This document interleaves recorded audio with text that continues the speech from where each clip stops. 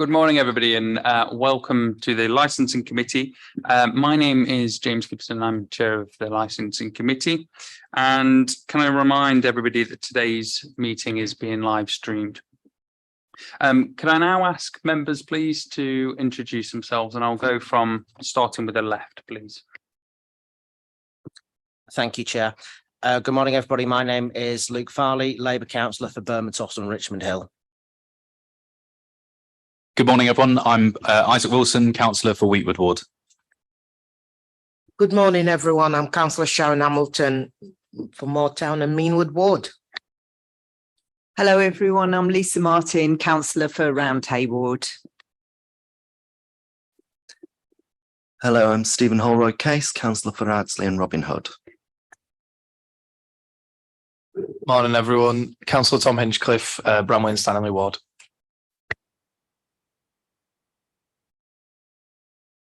Thank you, Sharon. Good morning, everybody. My name is Councillor Asghar Ali for Kipton and Hare Hills. Good morning, Councillor Dawn Seary, Pudsey and Tyersall Ward. Morning all, I'm Ed Carlisle, Councillor for Hunslet and Riverside. Morning, Councillor Hutchison, Morley North. Morning, Councillor Rick Downs, Otley and Yeadon Ward. Good morning, I'm Helen Gray, I'm the clerk for the committee.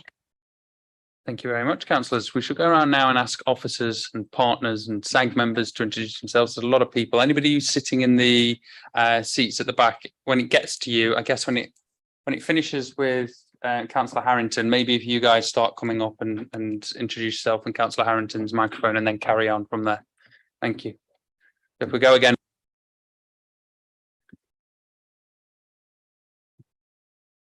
Morning, everyone. Nick Gardner, Leeds City Council Traffic Team.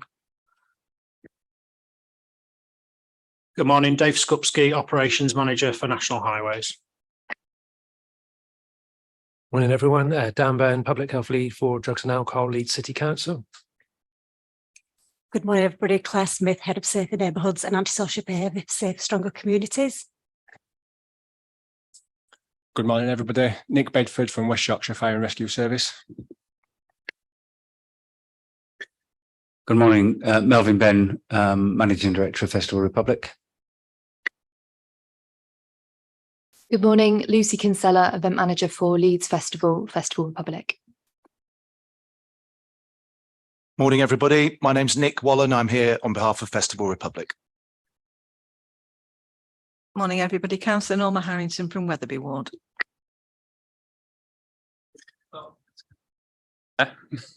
And I'm going to invite officers and the chairs to come up now. Thank you.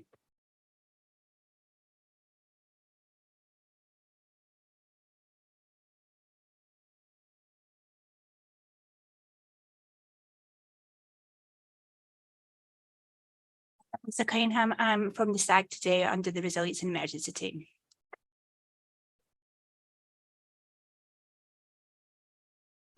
It's Lisa Cunningham.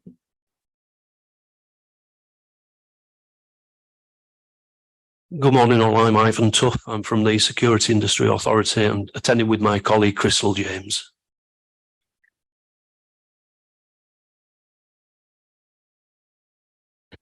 Nicola Raper, Entertainment Licensing.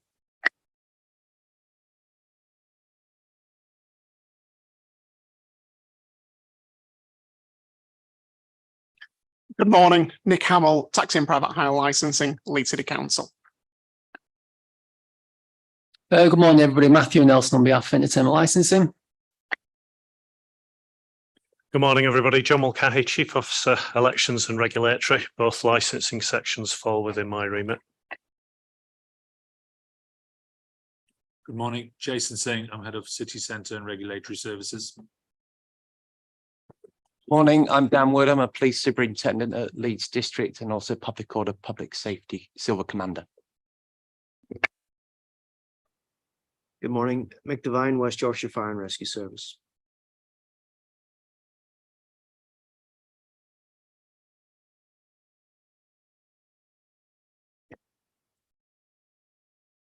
Yeah, good morning, Chris Fothergill, Yorkshire Ambulance Service, Emergency Planning.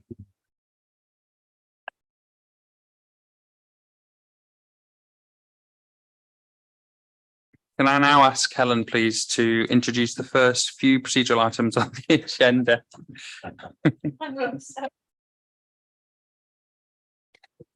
Good morning, everyone. Under agenda item number 1, there are no appeals against refusal of inspection of documents. Under agenda item 2, there are no exempt items included in the agenda. However, members will note that in the report on the Leeds Festival 2003, there is reference, and members are highlighted that members may consider it appropriate for the public to be excluded from that part of the meeting to allow Mr. Benn of Festival Republic and other attendees to provide members with exempt information associated with the organisation of the festival for this year. Specifically, if the information relates to the financial or business affairs of the organisation or a particular person, or if it relates to any action to be taken or proposed to be taken in the connection with the prevention or investigation or the prosecution of crime. Those sorts of issues will fall under our access to information procedure rules 10.43 and 10.47. So I would ask the committee to consider that during any discussions they have on the Leeds Festival. And at any point where that kind of information might be discussed, members may be asked to consider moving into closed session at that point. Okay, thank you. Under item 3, there are no late items. Under item 4, can I ask members to disclose any interest that they may have in either of the items today? None, thank you. And just agenda item number 5, Councillor Buckley has submitted his apologies. Thank you. Thank you very much, Helen. So we'll move now on to item number 6, the minutes of the previous meeting held on the 26th of May 2023. Do members accept these as a correct record? Yeah, thank you very much. And are there any matters arising?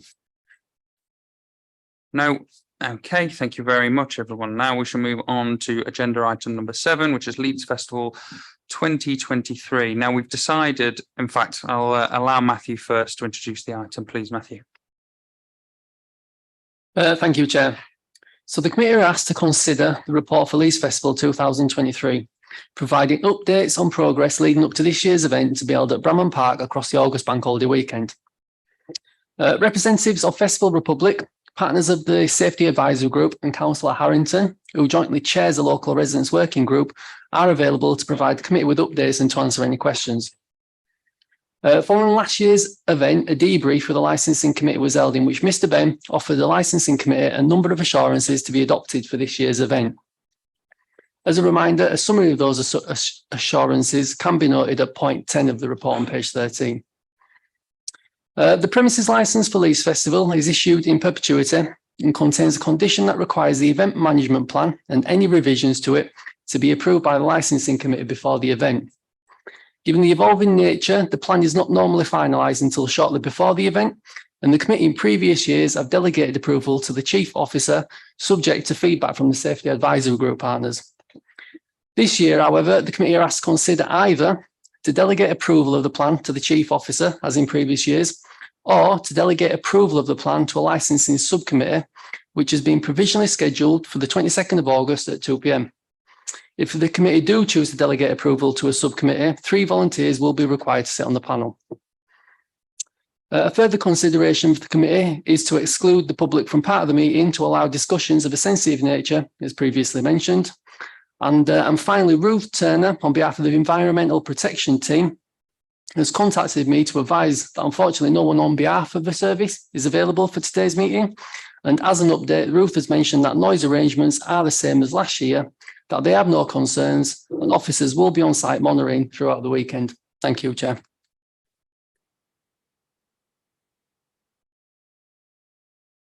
Thank you very much, Matthew. So we've decided that we're going to allow Mr. Benn and Festival Republic to make your presentation, as you usually would, at this point. Following that, we're going to allow SAG members to do a presentation individually. After each SAG member has had their presentation, or say however you want to describe it, we'll allow members to ask questions at that point. So that, and obviously they'll be pertaining to that particular area that the SAG member represents. So, for example, if West Yorkshire Fire and Rescue Service may speak directly after your presentation, and then members will be invited to ask questions to both yourself and your team and the fire service as well. Is that okay? That's what we've agreed in the pre-meeting before. So at this point, I'll hand over to you guys to do your presentation then, please. Thank you very much. Chair, thank you. I'll hand over to Lucy, who has got a slide presentation, and we'll go through that. Thank you. Good morning, everyone. So I've just prepared some slides to update everyone on the current planning and preparations for this year's Leeds Festival. We've got a little over 3 weeks until the event, and so we are very much in the final preparation stages. I'm going to run through the different topic areas and just provide an update specifically on the actions and assurances that were given to the group when we last met at the debrief meeting on the 24th of January, and update on other things that we've been looking at as well for this year. So just to give an overview on this year's Leeds Festival, the lineup's now been announced. We are following a similar trend to the last couple of years now in terms of the demographic and the type of audience that will attract. The event is not sold out for this year yet, so the current plans that will then be shared with the SAG 2 weeks prior to the festival will obviously reflect that final anticipated expected attendance. The age demographic for Leeds Festival, we've done some work and worked with some independent market researchers to engage with the ticket holders from this year already to look at what the average age is. That's come back as 24.5 years old, and 55% of those being under 21. I will touch on a little bit later the number of 16 and 17-year-olds, because I know that's something that the group are keen to be able to put an exact number on for this year. Site changes at Leeds Festival this year. The arena itself is staying mainly enlarged the same, no huge changes to anything that will impact upon the crowd dynamics or the venues inside the arena.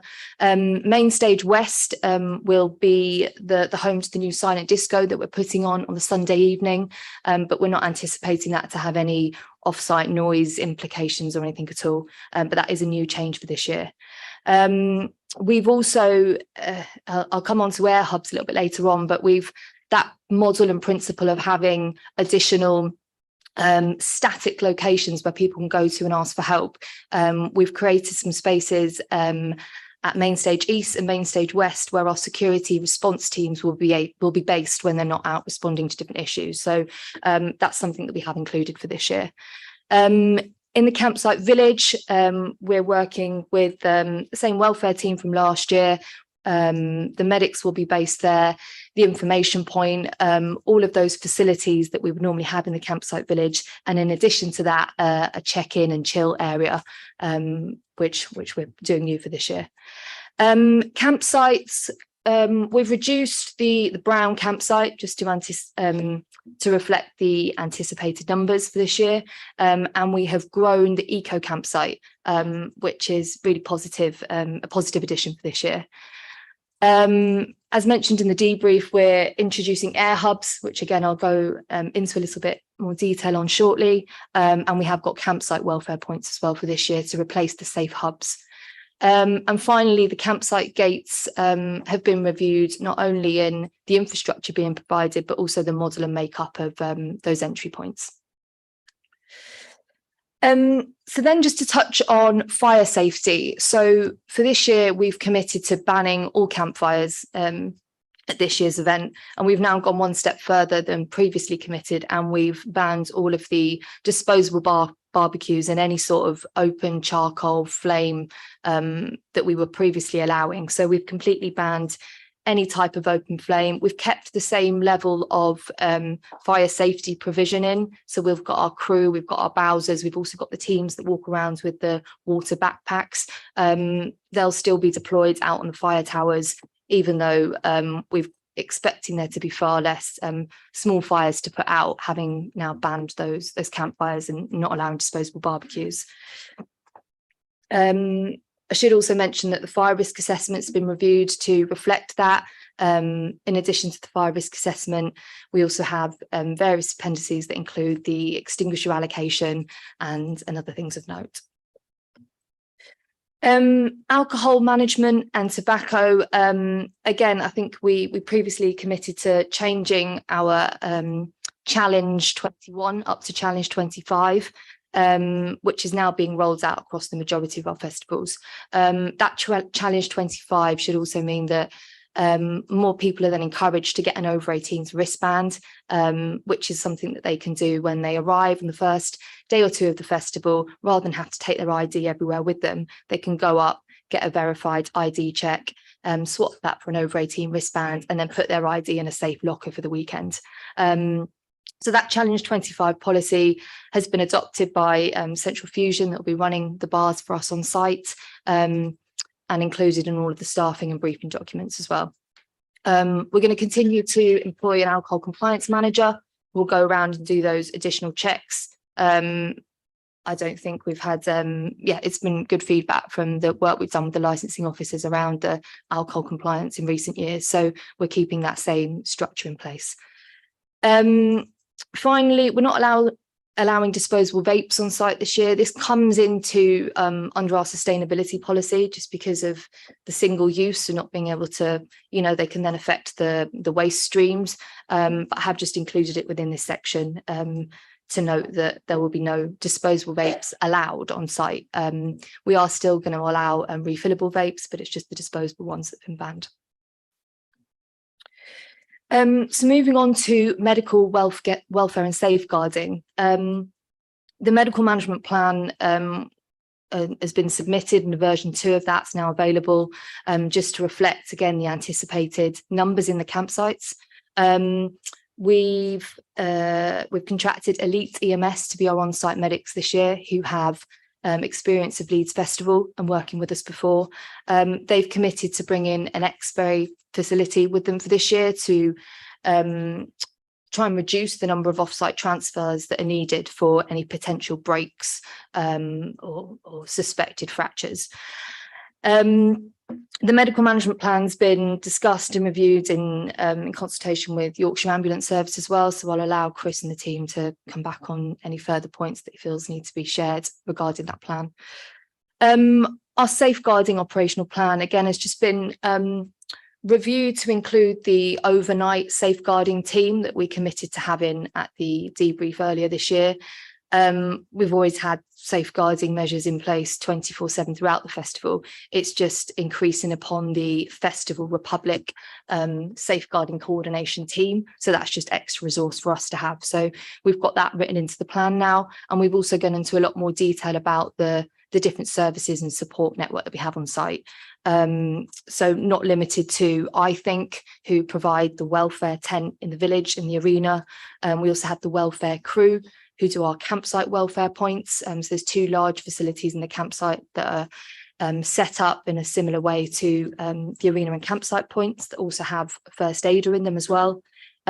Safe gigs for women, Brook Advisory, Samaritans, the Salvation Army, Forward Leeds, Festival Angels, they'll all be back again, and that's detailed now very comprehensively in that safeguarding plan.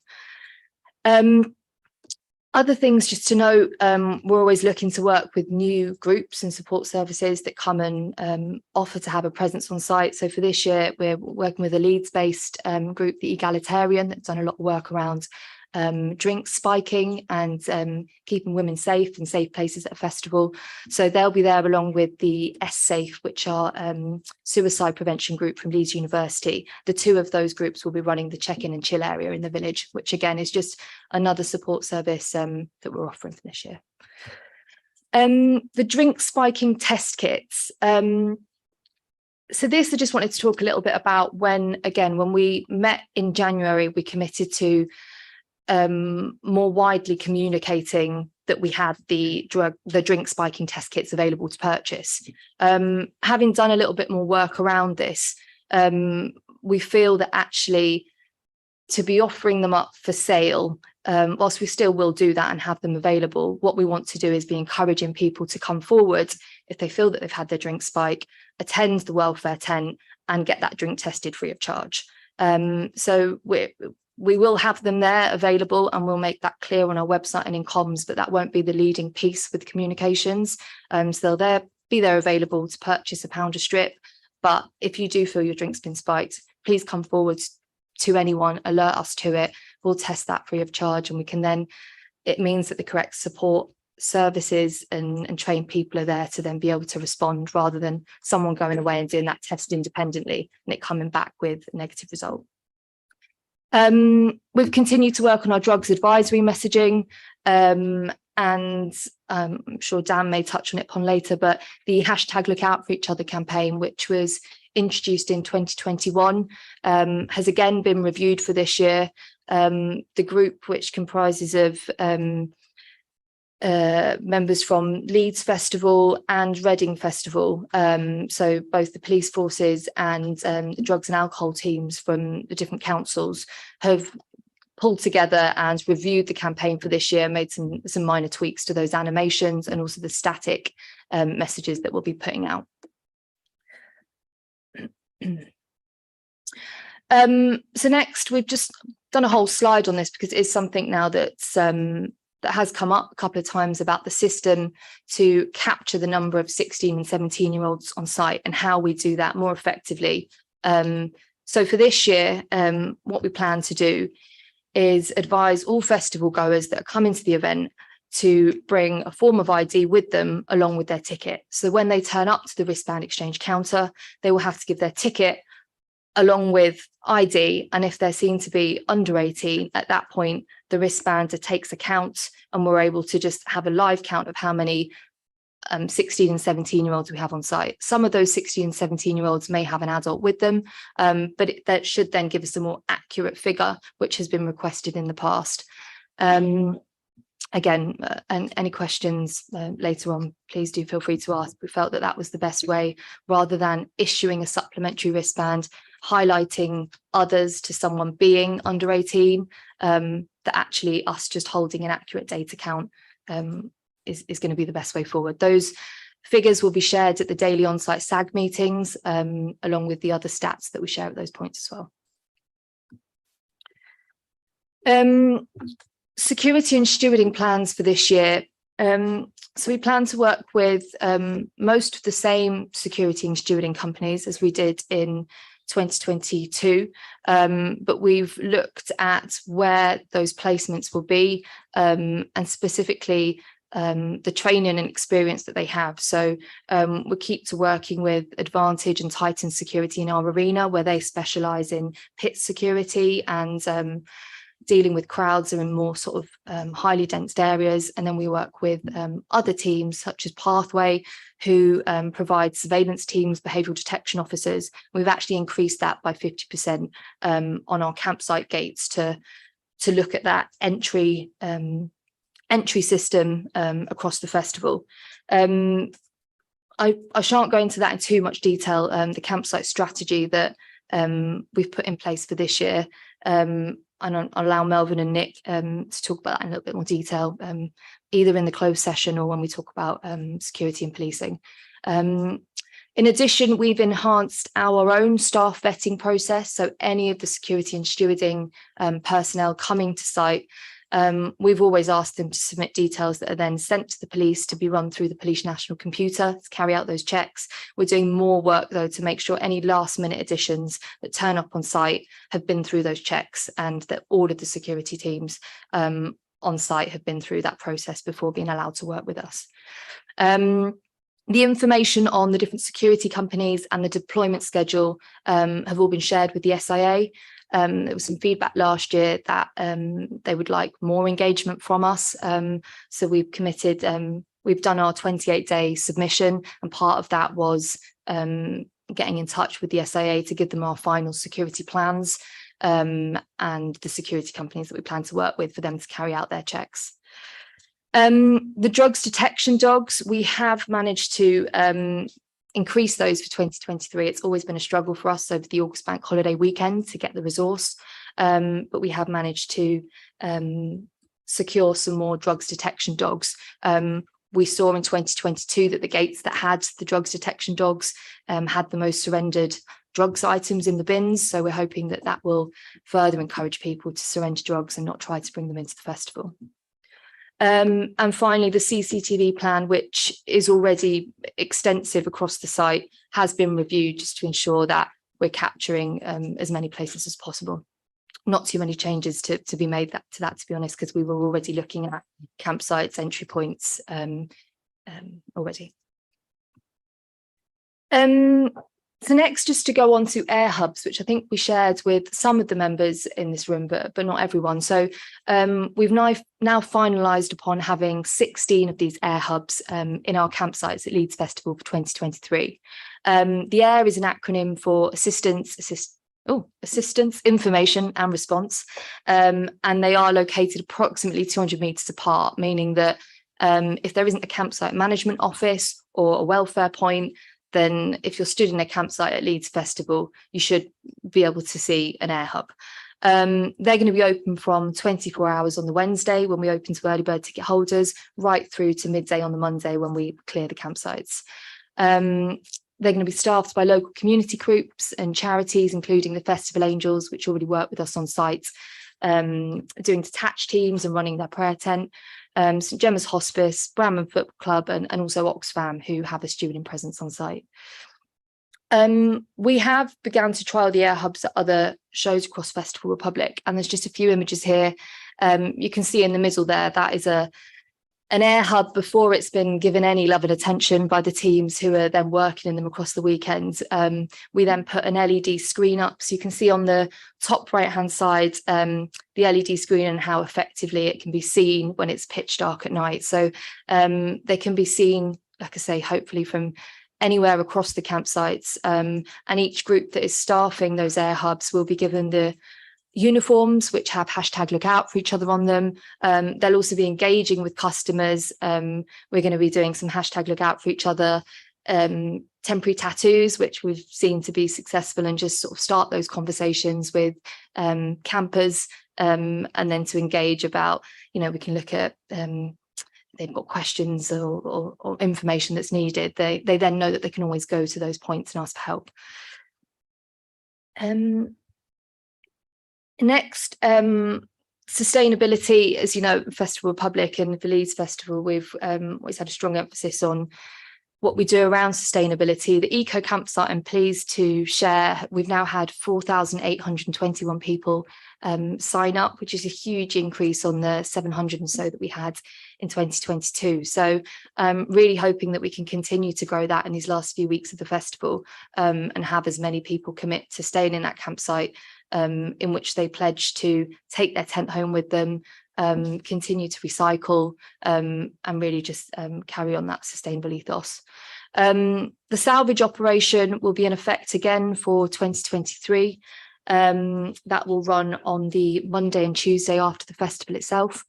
And we're also looking at, we have agreed upon further incentives to offer as sort of rewards for people at the festival. So side of stage experiences, and other sort of high value instant reward items for those that do recycle at the festival, that can get that rather than being entered into a competition for next year.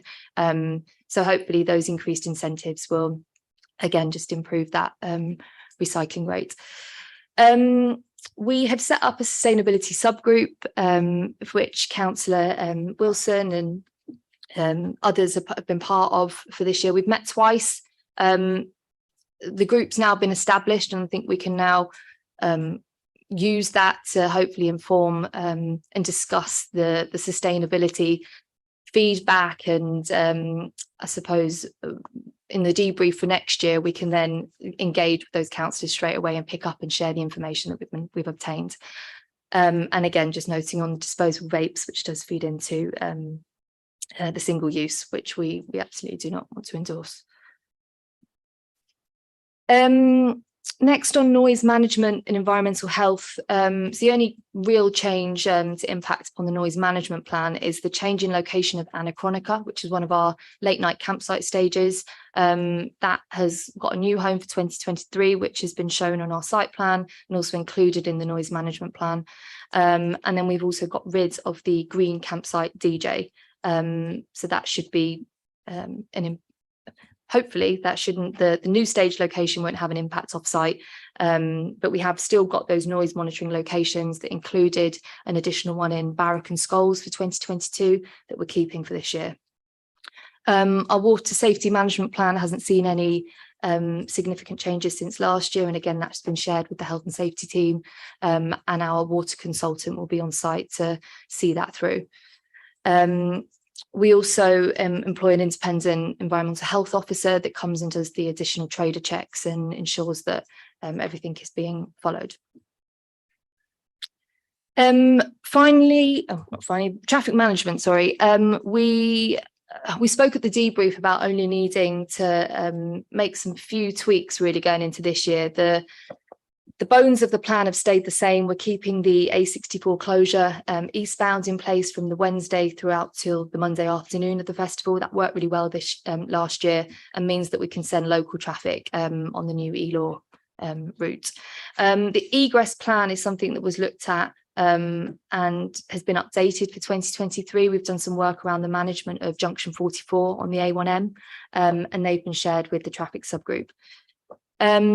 We've continued to liaise with local residents, and the one outstanding issue that we had was around the Aberford local bus service. Had some recent conversations about perhaps the lack of that service being picked up by the number 7 that runs through Thorner, but again, we're in sort of final conversations with West Yorkshire Combined and the Leeds City Council Highways team about that. We've got a new traffic management company running our pick-up and drop-off operation on site, which continues to be quite a big operation each year, just based off the A64. And then finally, new for 2023, we have appointed an overall traffic control manager to be based in our event control tent, overseeing the off-site and the on-site and joining it up. It's just an additional measure really that we've put in place to ensure that everyone's speaking to each other and that we've got one point of contact if anyone from highways needs that, rather than having to go to on-site or off-site. There's just someone that has the overall picture in event control at all times. Next on signage, orientation and information. We had some feedback of wanting more signage from when you leave the arena itself to then getting back to either the car parks or the pick up and drop off area. So we've increased our VMS signs that we have around the site significantly. So now when customers leave that arena entrance, they will clearly be able to see those big lit electronic signs on the route back towards wherever they park their car, or if they're going to get picked up at the end of the night. We had the LED screens already on the way to the bus station and the coach station, so it is just mimicking that plan and adopting it across the site. We also spoke and made assurances at the last meeting that the safety messaging for customers using private hire vehicles and taxis would be implemented. So we've had those mocked up and they'll be printed on the outside of each of the taxi pens on site for this year.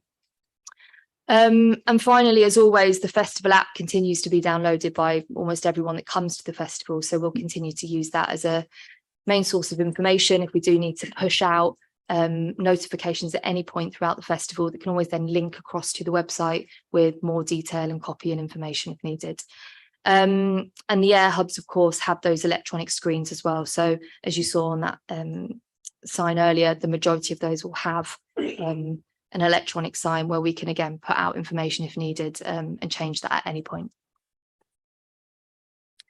And finally, just the further planning and preparations now, really, like I say, we're in those final stages. Plans have been shared, scrutinised by the Safety Advisory Group. We have got the final SAG meeting next Tuesday on the 8th of August. And then following that, we have a security briefing and a tabletop exercise, which we carry out annually to practice and rehearse different scenarios if we ever had to, if a major incident was ever declared, and also just give us the opportunity to introduce agencies to the security firms that we're working with and other private people employed by us. Finally, the EMP submission, so that's the final EMP that goes in 14 days prior to the festival, will be circulated to everyone on Resilience Direct on the 11th of August. And then further to that, we've got our final Leeds Festival working group, which is made up of a number of different representatives from the local areas in which we share information about traffic, noise, and other things that of note. So that's taking place on Tuesday, the 15th of August. It gives them the final opportunity to ask any questions that local people have or need to know, and we can feed that back before the week of the festival. So that's a summary of the final meetings that we've got ahead of us, and really how we're getting on with those preparations and planning for this year. Thank you.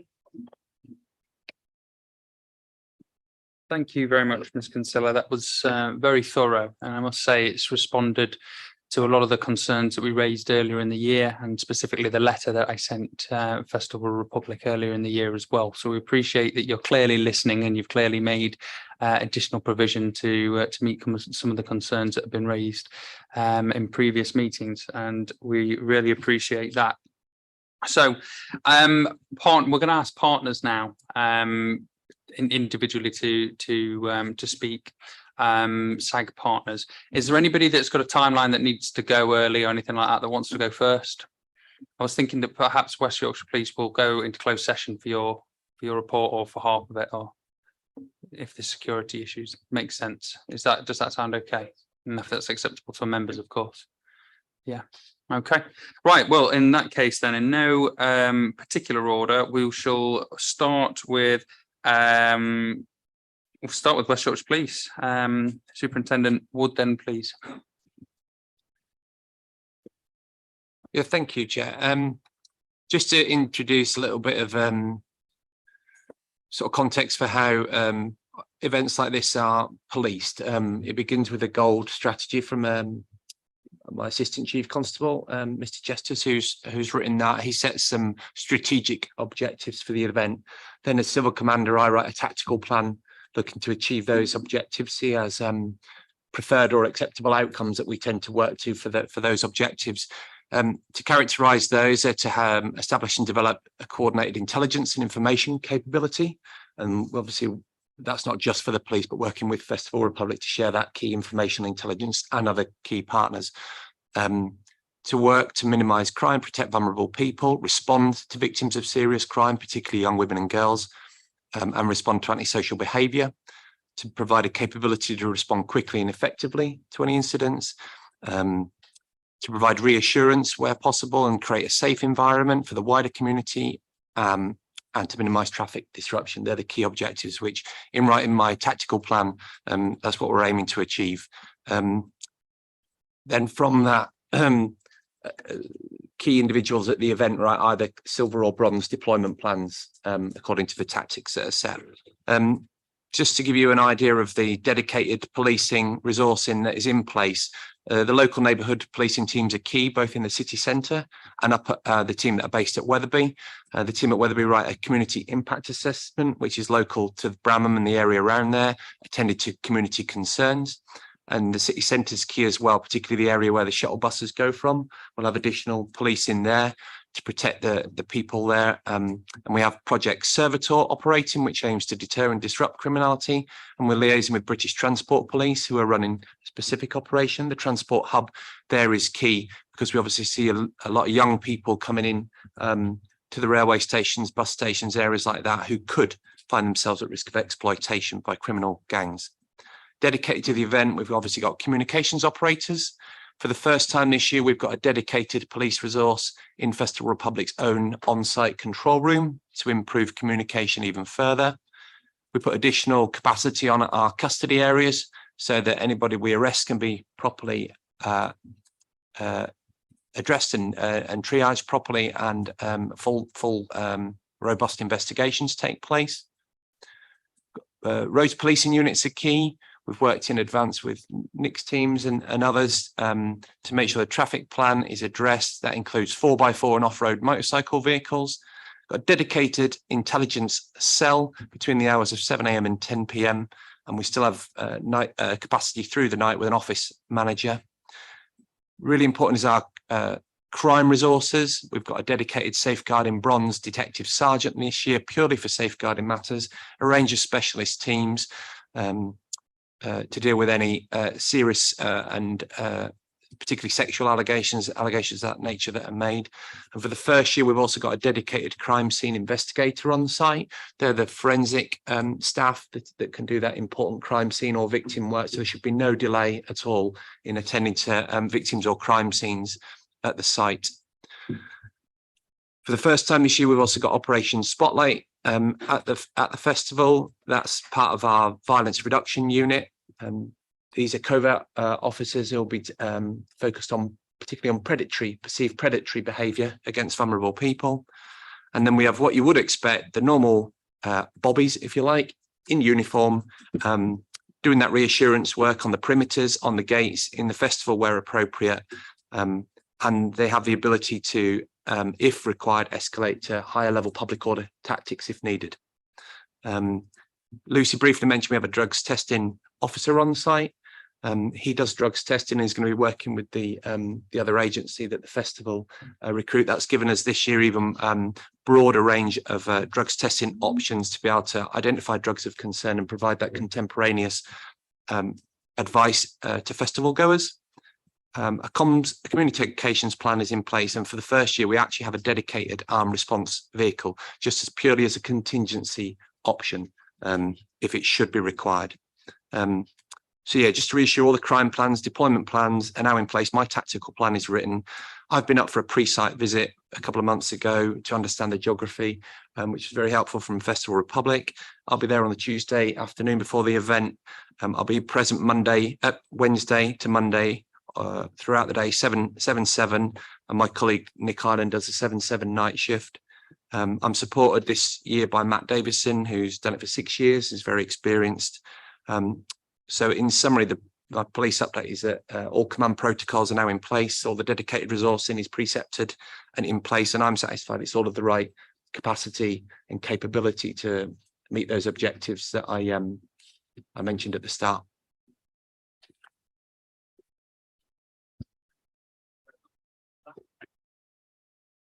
Again, very thorough and appreciate the thoroughness. Members, do we have any questions? And please do remember that we'll be going into closed session to talk about some of the issues which obviously can't be discussed publicly. But any immediate questions for either Festival Republic or Superintendent Wood? Yes, Lisa. Thank you. Thank you very much. I just wonder, do you monitor incidents of assault year on year and drug arrests, for instance? And is criminality going up year on year, or reports of it, or is it going down? I just wonder if you've got any thoughts on that. Thank you. Yeah, we do monitor it closely, both throughout the event and then with year-on-year comparisons. I think at the 2022 event, there was 141 crimes, which was slightly up on the previous year, but only maybe in the region of 20 or 30 crimes in total up. So it's been fairly stable. There was obviously the COVID year, which didn't take place, but as we work through the event, throughout each sort of day or half day, we'll be monitoring the crimes that come in and see if there's any patterns or trends or spikes in crime that we'll respond to really urgently. Yeah. Sorry, it's go on, Councillor Hamilton. Yeah, you've answered my question really, because I was going to ask you, is the police present going to be increased? And you've mentioned for first. That will be there. You said first drug testing. You said, so that was going to be my question, but you've answered them, because when the carnival takes place, there's a massive presence of police. I know, and that's one day with a very large number, but this is a 4 days. So my question to you, we're going to ask you about some of those, but you've answered them, because you said there's the first response, etc., will be present. And also to Republica, we're going to ask about the increase with regards to the dogs. Because I've been told that by the police that the festival is private, run by private, so therefore you will have to contribute to any extras? Is that where the increase of the dogs come? Well, yes, we bring in the additional drugs testing dogs ourselves, Councillor. I think we can talk more about that in the private session. Councillor Carlisle, please, and then Councillor Hinchcliffe. Thanks. Just building upon Councillor Martin's question, and this might be more appropriate once we've heard from health professionals, but I also had a question about trends around, I suppose, welfare issues, or I don't know, kind of festival goers who've kind of had a drug overdose or whatever. Like, are those trends going up and down, or do we know? Like,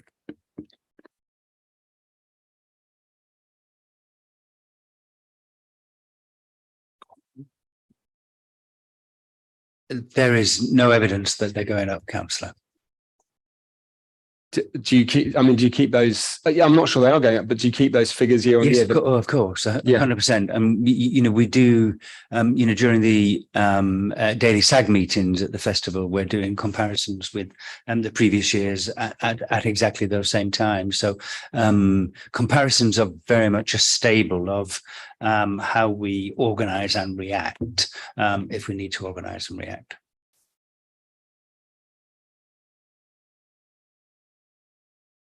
Please. Thanks, Chair. Yeah, can I just welcome the ban on the disposable vapes, because I know we mentioned that it is an environmental concern, but when they are crushed, the battery can set alight as well. So there is a fire safety risk there as well. Can I ask how the complete ban on campfires has been advertised? Because you mentioned that the fire safety crew members is the same as previous years. If this hasn't been advertised properly in comms, then do we anticipate that the amount of small fires will be the same? And on drink spiking tests, is there any provision to provide these for free in advance? Because I think my concern is that it seems a bit reactive rather than preventative to provide them for free once someone has been suspectedly spiked. Thanks, Chair. Councillor, in terms of the just in terms of the vapes to start with, it will be impossible to prevent people bringing them in. They're small. I believe they're very small. The complete ban is on any retail of them on site, with very heavy focus on discouraging bringing them, very much on the environmental position because of the inability to take out the battery and separate the battery from the rest of the materials. So you know, that's very much the focus on that. In terms of the fires, there is a fairly comprehensive press release going out today, 1st of August, and information on the website and you know, the app that will go live very soon on all of that stuff. It's a very comprehensive explanation of the changes around campfires and that sort of thing. So I think the message will be well and truly out as of today. I'm sure I'd be very surprised if the Yorkshire Post don't pick it up, for example. And the last point in terms of spiking, the ability to give out free spiking tests for, I mean, people, and we did the research among, you know, young people that work within, you know, our organisation and that we talk to all of the time. They're not out every night testing their drinks before every drink that they get. It's just not something that happens, and therefore the reliability of the spiking test is not 100%, and we'd love it to be, and therefore the focus on connecting the concern about it, about reporting it, going to one of the sort of assistance opportunities, and connecting it into the Ask Angela campaign is much more achievable, and I think will provide much better results in that sense. So it's connecting it into that Ask Angela, which has become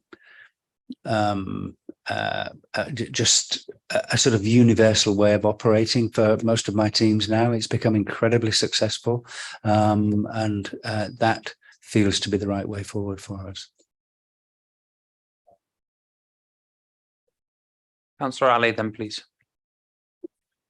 I was going to ask around the vapes, how you're going to police them. So you're saying that vapes won't be sold on site, but people can bring those on. So what, could I finish, please? Thank you. So I'm just worried here what you're trying to say. So if people are bringing vapes on site, can they bring them? You've mentioned that they're so small. Okay. Disposable vapes. Vapes will be sold on site. Reusable vapes, refillable vapes will be sold on site. Disposable vapes are very small, will be impossible to prevent coming onto site. We are heavily discouraging them, and where they are found, they will be taken from people. So will you be taking those off people when they're coming into the venue or after the venue? Wherever they're found, councillor.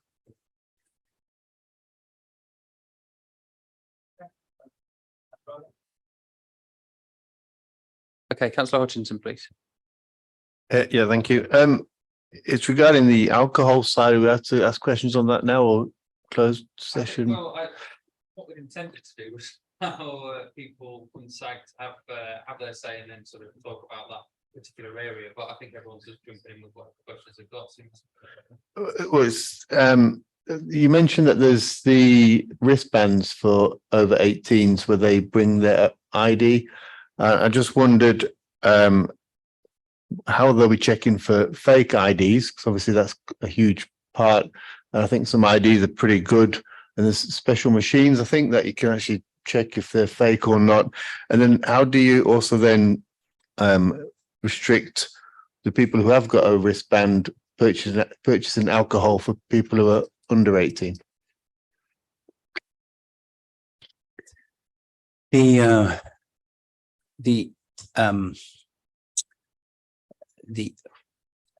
checks on people that look under 25, there is a wristband opportunity once they're inside the festival, where if they are people that regularly get asked if they're over 25, and you would have seen heard from Lucy's presentation that we have moved from Challenge 21 to Challenge 25 this year, so that number will grow, and they go to a particular wristband setup within the festival. So once they're within the campsite or once they're within the festival, to present identifiable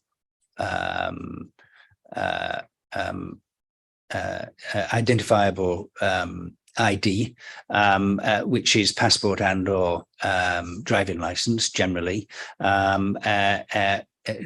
Student cards, etc., we don't take as being valid, and fake IDs we confiscate. That's been very successful for us. Can we prevent people buying alcohol for others? No. In the same way that supermarkets can't prevent that, and we make no claim to be able to do that. No one can.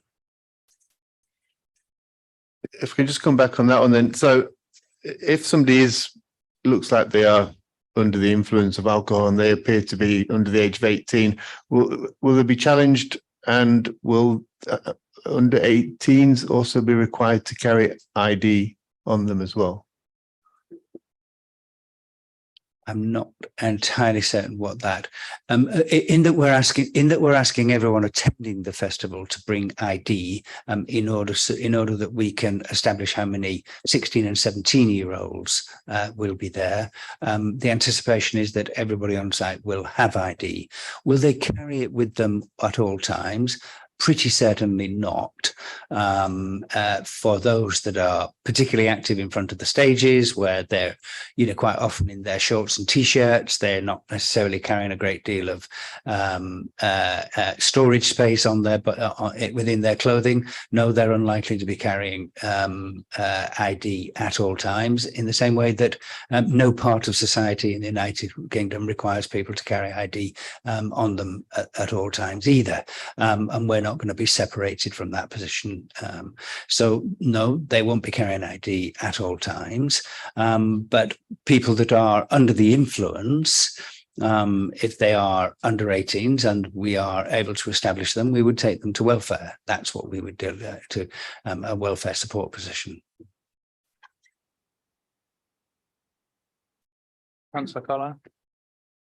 Just immediately off the back of that query, there's probably a really easy and obvious solution to this, but just query. So what system would you have to stop an 18-year-old coming on site, presenting ID, getting a wristband, going to their friends who aren't 18, snipping off and using sellotape or something to give it to their under 18 friends, and then going back and getting another wristband for themselves? It's a very good question, probably for closed session.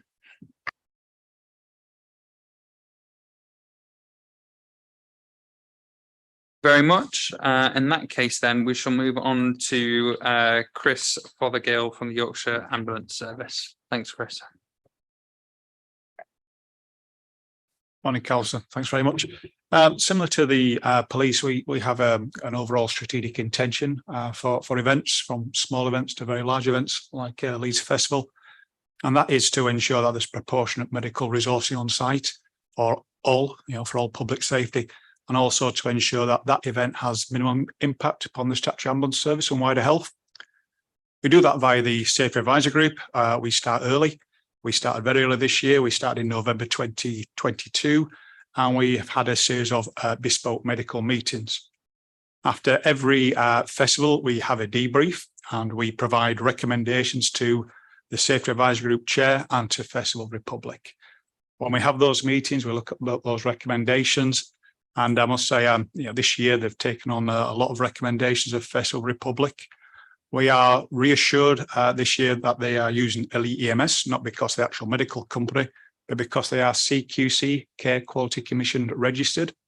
That enables a provider to provide off-site transfer and to provide treatment of disease, injury and illness. Last year, due to the company were not CQC registered, they had some slight issues around off-site transfers, and they also had some issues around on-site X-ray.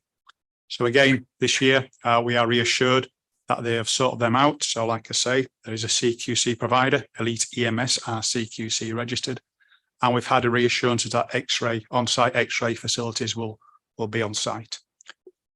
Just to give some context, casualty data is normally between 1% to 2%. So the figures we've got last year from Friday to Sunday were just short of 1,300. And there was 21 off-site transfers, which I know sounds quite large, but again, it's a small proportion really for the size of the patients that they deal with. And quite a few of them were because they need to go for X-ray and to go to definitive care. So again, we have the reassurance with X-ray on site and appropriate treatment on site, that number should lessen. As far as other recommendations, developments, throughout the many years now, liaised with Festival Republic, we've built those strong networks and relationships, taken on board a recommendation to have YAS, Yorkshire Ambulance Service, presence there 24/7 now. Previous years, we've had an attendance from an ambulance liaison officer from midday till midnight. But obviously, the busy periods go on beyond midnight. Previous years, we've had a few issues with inappropriate hospital designations. A lot of the private medical companies may not understand the different pathways and the different specialities hospitals have. So by having a presence there 24/7, we can ensure that those conversations take place between Elite EMS and the Yorkshire Ambulance Service, and we make sure the right patient goes to the right place first time, which saves any secondary transfers. And like I say, we are there with some ambulance liaison officers. 2 ambulance liaison officers will be present on site. They start on the Thursday to cover the early birds, And then, like I say, from Friday to Sunday, it's 24-hour cover.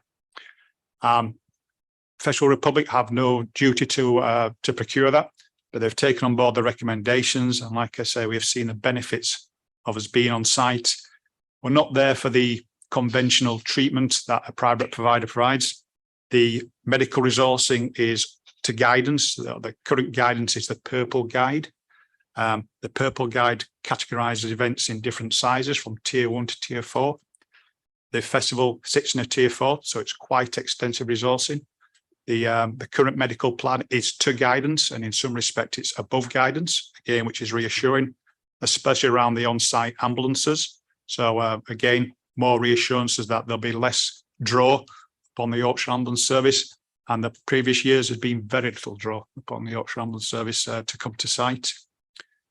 We have a facility in place that should a member of the public ring 999 from the festival site, which is very rare, but it can happen.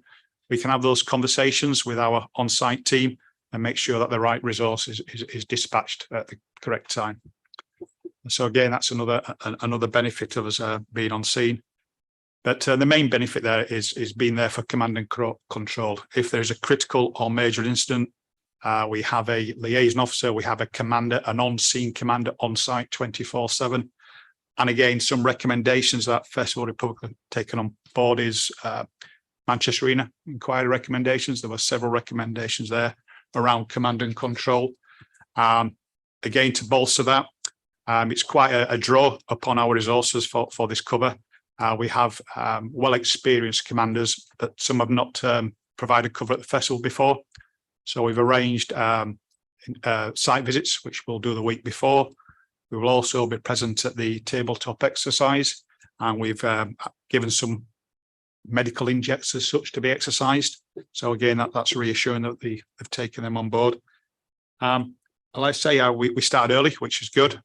We are very busy ambulance service. We are limited capacity really to draw into events, and that's why we engage via the Safety Advisory Group and Festival Republic to make sure there's adequate resourcing. I think that's really the main points. But like I say, the main thing really was the X-ray facilities, which again are on site. There's a few minor points we just need to clarify, mainly around the storage of the images after the event. But that's something that's been taken on by the Integrated Care Boards and NHS England. They provided advice to Elite EMS and to Festival Republic. So those are the main areas really, and I believe I've provided a top line brief from previous questions, but I'm happy to take any more questions. Excellent. Thank you very much, Chris. And again, very thorough. Very pleased to hear that there's been some significant improvements, especially with the 24/7 presence of you guys in the ambulance liaison and the CQC registered provider. A couple of questions from myself. Why did I believe that the current provider that you have at the moment, you've used previously? Am I correct in that? That's correct, yes. Why did you switch provider last year? The current provider wasn't available to us last year, Chair. The provider you've got at the moment that CQC registered is your preference if as and when you can use them. Yeah. That's correct, Chair. Excellent. Okay. Thank you very much. Second question. Again, welcome the increased provision in respect to the X-ray service. I noted last time that you'd mentioned, I think, I'm not sure if it was yourself, Chris, but certainly somebody from the Yorkshire Ambulance Services, that there wasn't enough ice packs and other things to cool people down. If such a issue arises, they would need to be cooled down rather. I wondered if that's been improved upon. Yes, I believe my colleague provided some information on that, and I'm being assured that they've looked at that and there will be more provision on site for ice. I think the original recommendation there was in respect to last year and the ability to cool a patient rapidly. So again, the recommendations were that the medical provision have some access, immediate access to ice, which we believe that's in place. Chair, could I say that I believe your statement was incorrect. There was adequate ice packs last year. there will be more this year, but there was ice packs required for cooling people, very much in accordance with the guidance that exists. So for me to suggest that there wasn't would be incorrect. I'm just going off what was discussed in the SAG meeting by a SAG partner. So obviously that's something that can be discussed at a later date. But I note that you are suggesting that there was enough ice and other cooling down provision. Okay, thank you very much. I'll open this up to members now then, please. Claire Hinchcliffe. Thanks, Chair. Quick one to our ambulance colleague. With X-rays on site, if someone does break their arm, are they patched up and treated on site and allowed to remain on site? And with transfers to hospital, I know it's a very small amount in proportion to the whole festival, but is it mainly people that break bones, or is it other issues like drug overdoses and things like that, and overheating, as we say? Like I say, the Yorkshire Ambulance Service are there mainly for command and control. Full breakdown of casualty data is held by the private medical provider. But in relation to the question about the X-ray, they do have, like I say, the ability to do X-ray on site, and they do have almost like a fracture clinic to on site, so they will be able to do appropriate treatment. But if a patient needed to go to definitive care, that will be a decision made by the medical team. And like I said, the medical team varies from doctors, consultants, radiographers, paramedics. So the resourcing is basically it's a mini field hospital, for want of a better terminology. There's any other questions? No? Councillor Harrington, would you like to speak? You're off further down the list, but I'm very conscious of the fact that you're a volunteer and you're not part of a statutory agency. And I just remind members as well that that is the case. So please, just bear in mind that you're here, that Councillor Harrington's here voluntarily. Thank you. It's just really to say that we've worked intensively with Festival Republic for several months, including all of the parish councils in the outer northeast.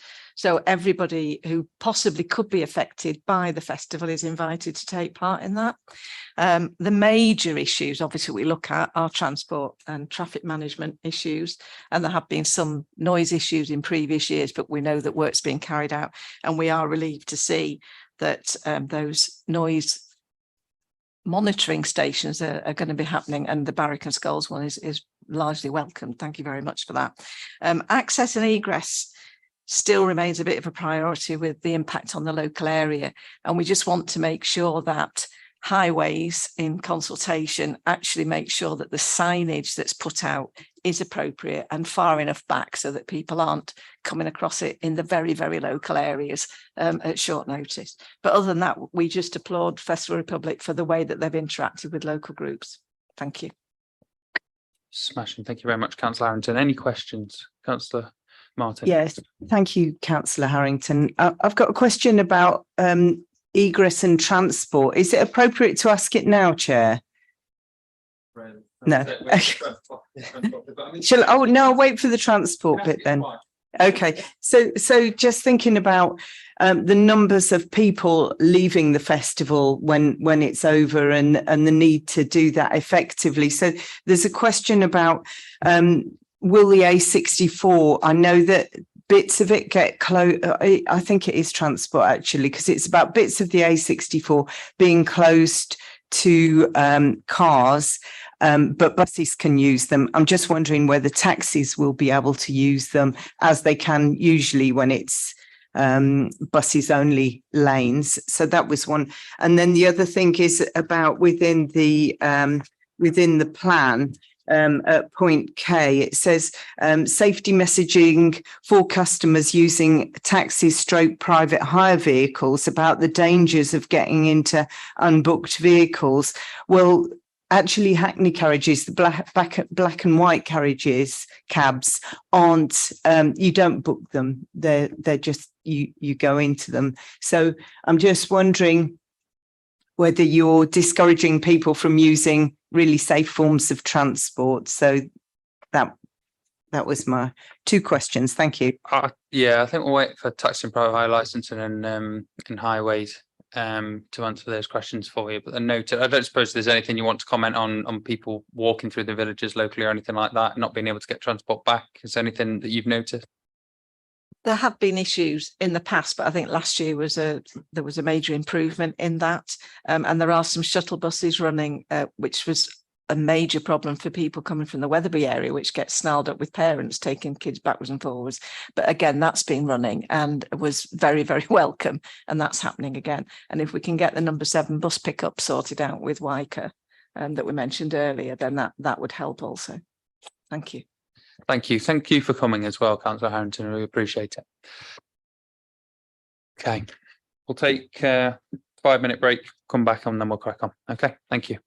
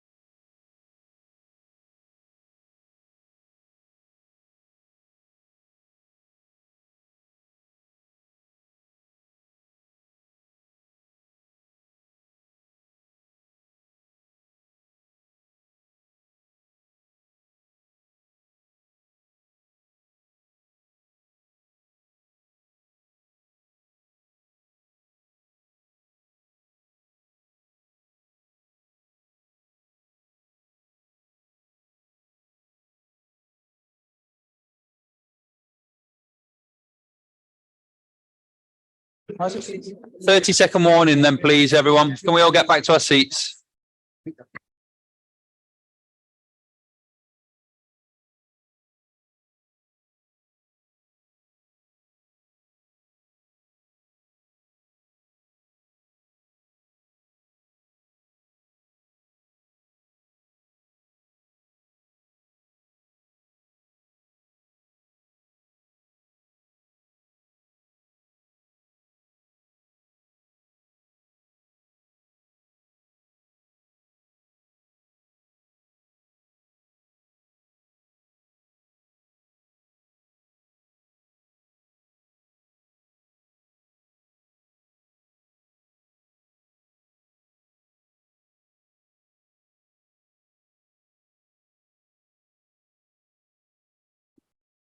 Thank you, everyone. We'll move on to highways and taxi and private hire licensing, I think, since that's the direction that the questions were going. So, Dave Supsky. Dave, where are you? How do I pronounce your name? Skupski. Thank you. And I'm sorry about that. That's okay. Yeah, so National Highways, we have a role managing the strategic road network. So in relation to the festival, our focus is primarily keeping the motorway network running, so the M1, A1M, the A64. As Lucy has covered, the traffic management plan was seen to be fairly successful last year, so there have been only minor changes this year.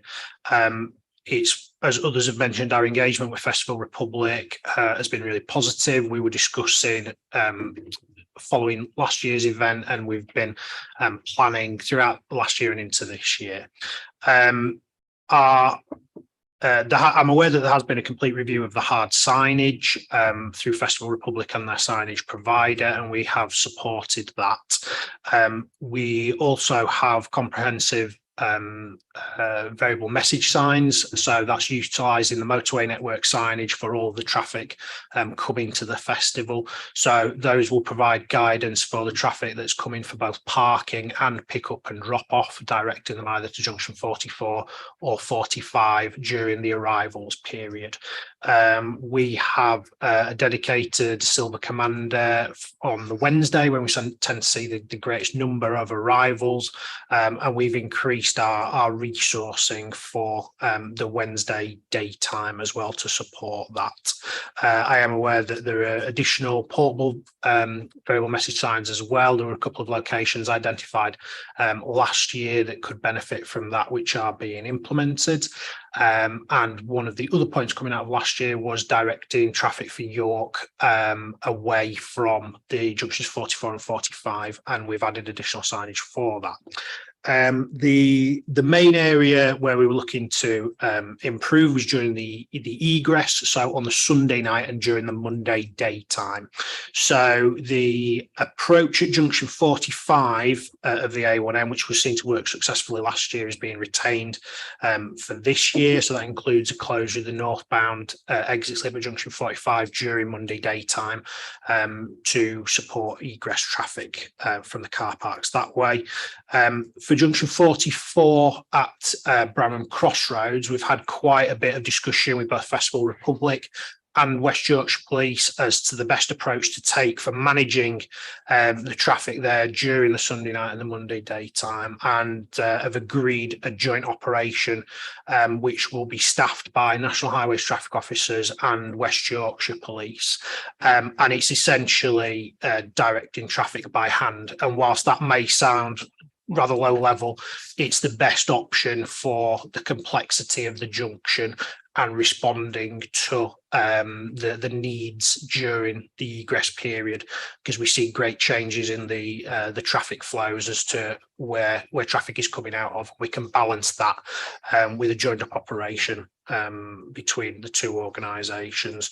As Lucy's mentioned, the only sort of outstanding issue from our side is in relation to the Aberford bus. So there was a safety concern raised by our staff last year regarding that, and we have had some discussion with the combined authority, and I think as Lucy's touched on, we're just waiting for a conclusion of that. But in summary, the traffic management approach from our side and the off-site approach remains largely unchanged, which National Highways are happy with, and that consistent approach, a consistent plan through the festival period is what we've been looking for and was achieved last year with the opening of E-Law, and we hope that it will work successfully again for this year. But happy to take any additional questions. Thank you for that. And as I'd said in the SAG meeting that we had last week, I think there'd been notable improvements in traffic flow, and we've had a lot of positive comments. So you're doing a great job. Thank you very much, as well as Festival Republic as well on that front. Councillor Martin, you had a question about Hackney carriages using bus routes. Yes, thank you very much. Given what Councillor Harrington also said about the problems with parents driving back and forth to the site, we obviously want to encourage the use of taxis and buses.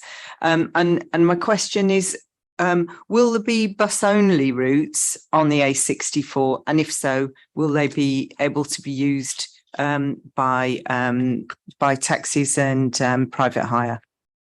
Have we got someone from LCC Highways here? Yeah. Do you? I mean, you can feel free to jump in at this point as well if it's pertinent to your remit. I have to be honest, I'm not aware that there's a provision for that on York Road. Which section are you referring to? I was thinking of between York Road and the city centre going from the site. No, there's no special provision. Received representations that there was a different special provision for buses to access the site. It's not the case at all that anyone's aware of. Okay. Well, in that case, then, Nick, do you want to carry on? Yeah, from a Leeds City Council traffic management point of view, I mean, it's been covered well by Dave and Lucy. We did a lot of work last year in delivering a slightly different traffic management plan because of this big section of road that was open called E-Law. That worked very well. Feedback was very good. We didn't get any complaints. So we've worked on the same plan this year. There's a couple of subtle changes that not that relevant, but one was to prevent some accidents at Kiddle Lane when we got a few shunts, didn't we, I believe? So we're closing that hard closure. It's been mentioned about this bus situation. I've been talking with colleagues at Wyke yesterday. They are going to terminate the bus at Aberford because of the highway concern about being able to run that through the roundabout, the changes to the traffic management, the knock-on effect that has. But if the number 7 bus can continue to run through Thorner as it normally does, which Lucy confirmed before the meeting it can, that sort of alleviates that. So that one issue now is tied up. I will liaise with colleagues at Wyke tomorrow to advise them that that will be the case, and that was the only outstanding issue.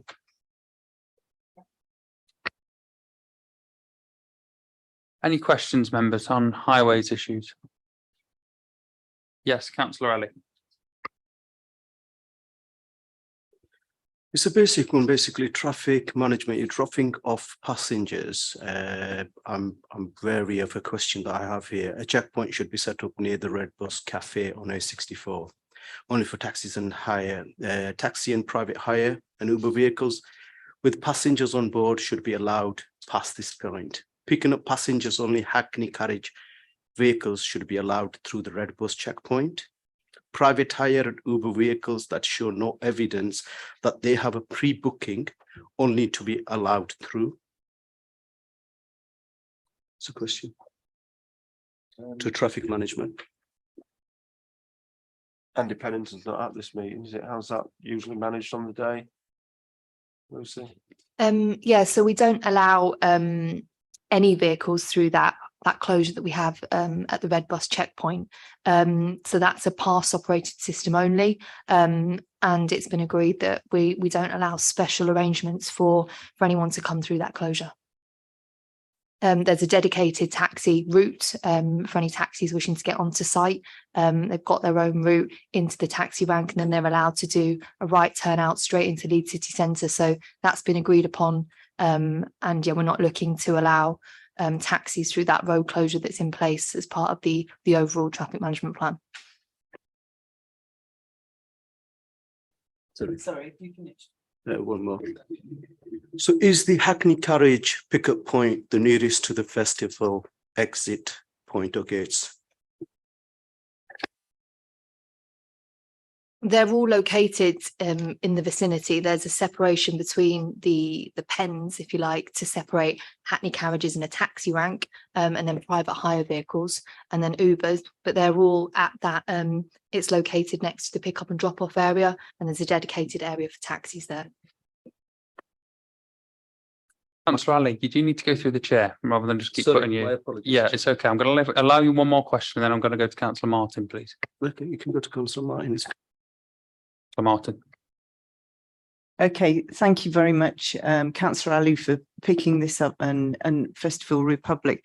I would just to go back to one of in the safety plan. First of all, it says safety messages for customers using taxis and private hire vehicles of the dangers of getting into unbooked vehicles. So my whole point is about Hackney carriages. You don't book them, you use them. So that's my first point. Do you want to address that, please? That's correct. That's a point that was listed that came out of the debrief discussions from last year. No, not my words. But like you say, we're in total agreement that taxi ranks, there is no pre-booking. So the signage will reflect we're highlighting the dangers to getting into private hire vehicles that haven't been pre-booked, not the taxi rank or Hackney carriages. Thank you for clarifying that. So it will be made clear that you can safely get into Hackney carriages. The second question and just leading on from what Councillor Ali picked up was, I know that in previous years, a particular hire company, Uber, had priority in the sort of premium area, which was over and above both the other pre-booked the pre-booked private hire companies, and also over and above the Hackney carriages. How does that help? Because I previously had reports of people being charged up to £100 to get into Leeds city centre by Uber, compared to £35, I think, is the standard fare. But yesterday I heard of some young women being charged, I think, £300 collectively to get back into Leeds by Uber because of their dynamic pricing. I'm not suggesting that that's illegal, but it just feels really unfair. And no wonder people phone up their parents to go and collect them up if that's what they're going to be charged by certain companies. And just could we not have a bit more fairer competition outside the gates for the Hackney carriages and other? Sorry, I didn't mean to cut you off then. I'm actually going to invite Nick from Taxi and Private Hire Licensing to come in on this, because he he did submit some additional information. I think it'll be pertinent to this, and then we'll carry on the discussion. Thank you, Chair. I'm not aware of any arrangements that the Festival Republic have with Uber, so I think that'd be for Festival Republic to answer. However, in relation to what's been said previously as to the location of each area, we were advised by Festival Republic that the location of the Hackney carriage rank was placed where it was to allow the effective management of the queue, because it would allow the queue to run a bit longer down the middle of the site, and also because of the exit, because the Hackney carriage rank is closer to the vehicle exit out onto Mangrel Lane. I think is that correct? Yeah, that's correct. The three pens, if you like, sit next to each other, and so it is one of one, one of another, whether they're getting in first or out first. But the queue management system, they're effectively all next to each other. And just to confirm on the Uber point, we've never given Uber priority as such. We don't currently have a partnership with Uber. We are still going to be implementing an Uber pen just to meet the demands of the customers. There seems to be a lot of people in Leeds that do use Uber, so we feel that we should facilitate that. So we'll have still the 3 separate areas, but they will absolutely not be given priority.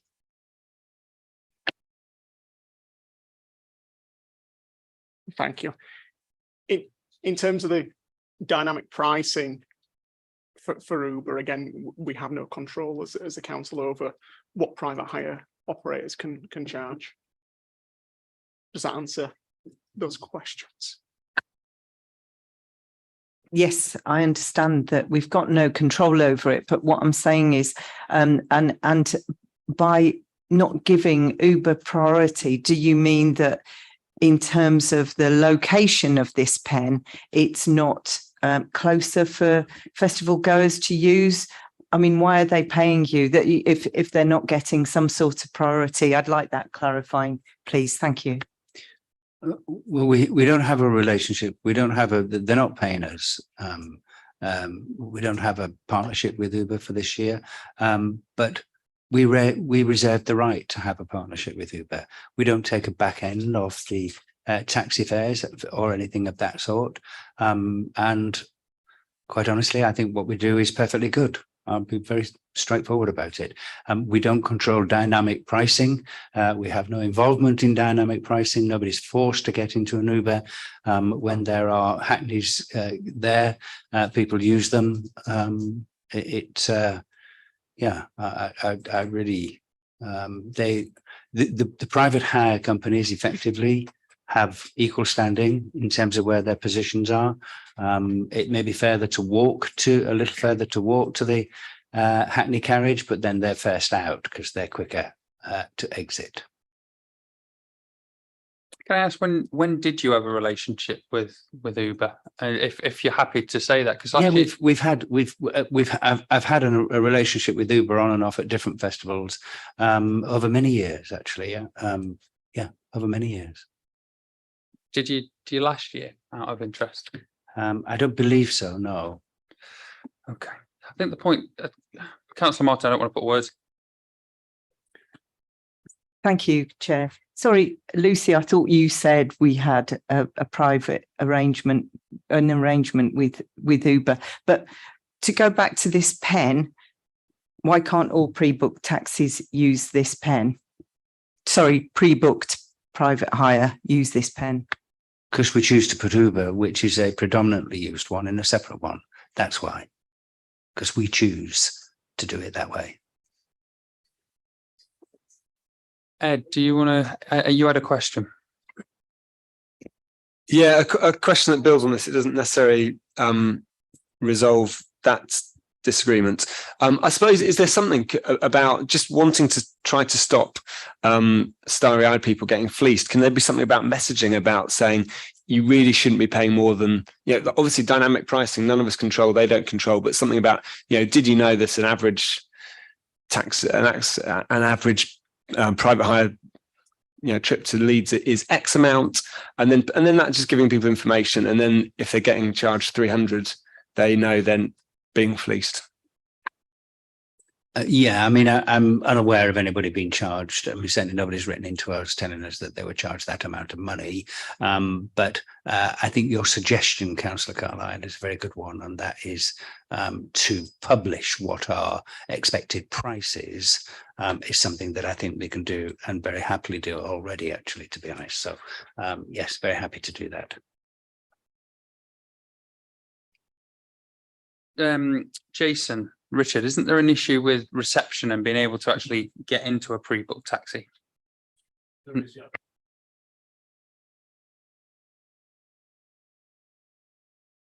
Yeah, thank you.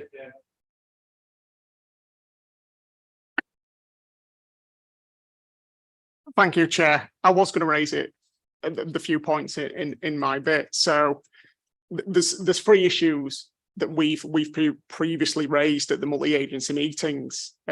One is the improved signage for both drivers entering the site and for customers. It was raised last year that the signage was very limited, and that needed significantly improving for this year. Obviously, Festival Republic have said that signage has been improved. what I would ask is, are we able to see that signage prior to the event so that we can make sure that it's appropriate and meets those requirements? Yeah, thank you. Secondly, improved lighting. Last year there was only one unit for the taxi and private hire areas, and we had several near misses that were noted by council officers of vehicles nearly hitting attendees. Have we got an update on lighting in that area?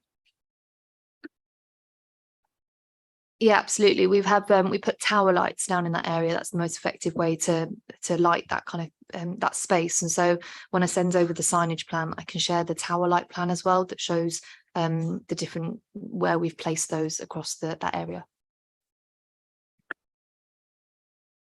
Thank you. Is that more lighting for that area then? It is, yeah. It's been reviewed in that area, looking at the car parks, the pick up and drop off, and the taxis. Thank you.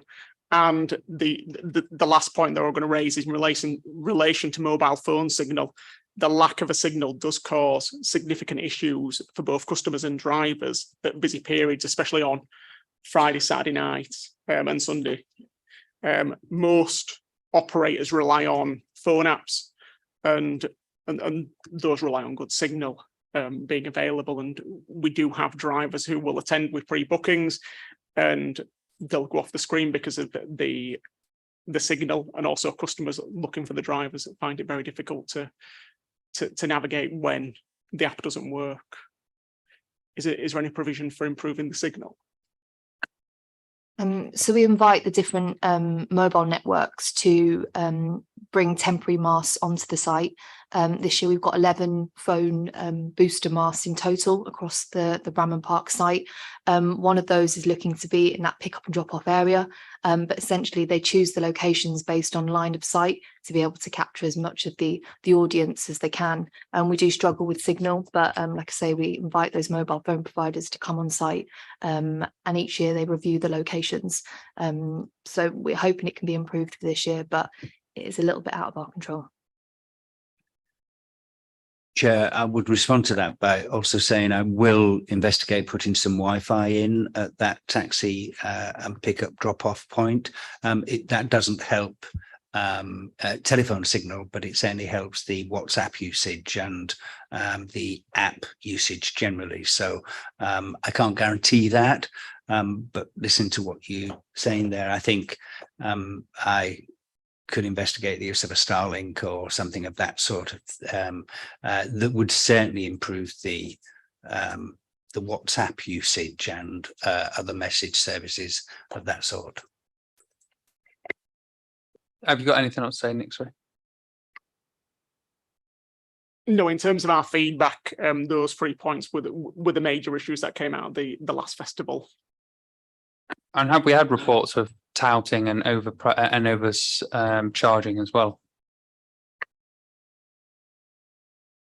Yeah, we have had previous complaints in relation to touting and applying for hire at the festival, and these have been investigated where the complaints have been made to us.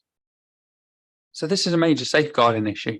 I mean, I'm worried about this. This is, you know, if taxi and private hire operators aren't able to get a phone signal and they're essentially touting and then overcharging, this is, especially when, you know, there's a younger demographic, this is a safeguarding problem and we need to do something about it. I'm not sure what arrangement, I'm not sure why there's an arrangement for Uber to have their own pen. You know, they said there's no commercial interest in that, and that's fine, but I don't understand the logic behind that. And of course, I don't understand the logic of putting Hackney Carriage that don't require to have a phone signal because they don't need to have a pre-booking. So it's the only way that people can definitely get into a cab and be assured that it's safe to do, put further away. I'm concerned about those things. Councillor Ali, you wanted to make a point. Thank you, Chair. Basically, you know, after hearing all this, you still think that it's all right to have those 3 pens together? That's a serious worry for me. So these people are then charging what they're pleasing, and that's what the chair said and what licensing have said. With the Hackney Carriage, there's none of this. Yeah, you still think it's all right to have those 3 pens together? That's a serious cause for concern for safety, from my point of view.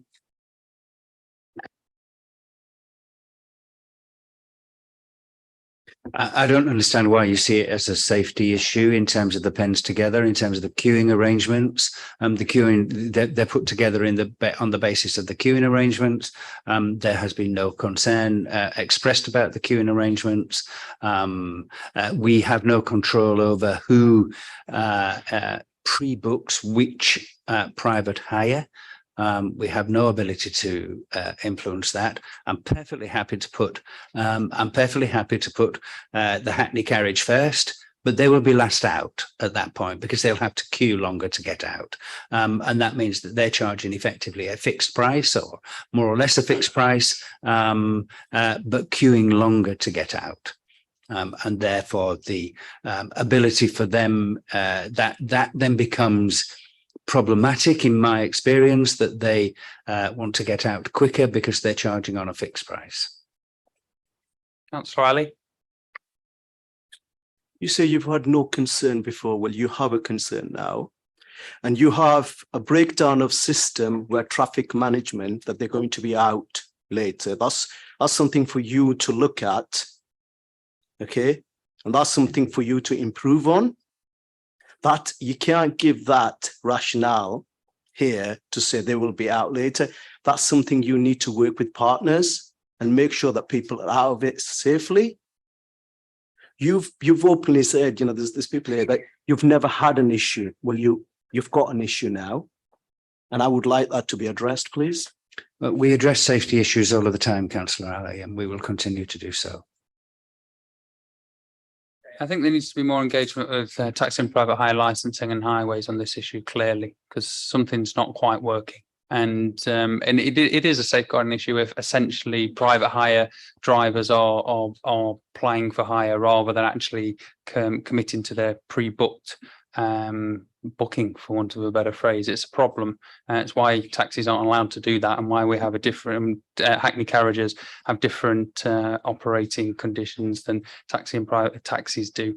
So we need to look at it. So Jason, are you happy to sort of to meet with representatives from Festival Republic and look at what we can do to improve this? Yeah. Okay. And LCC Highways, Nick, are you happy with that? Yeah. Can we get that commitment? Would you mind, so that we can sort this out?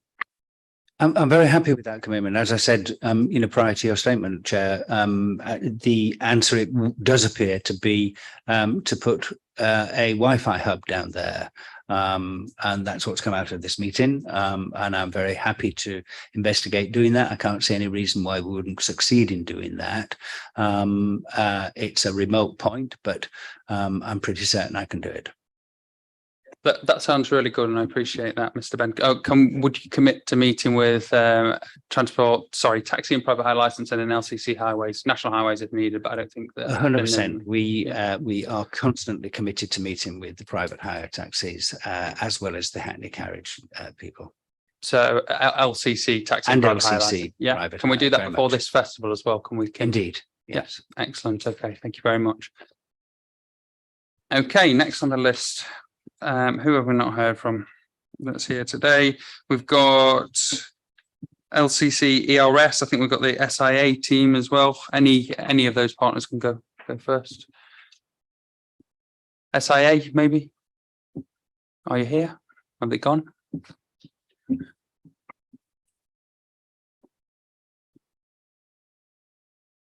Yeah, of course. Sorry, Councillor Hutchinson. Yes. Councillor Hutchinson has a question first. It's just a quick one for the taxi private hire, just regarding taxi enforcement, if they're there, when they're going to be around, and what the protocol will be for out of area taxis.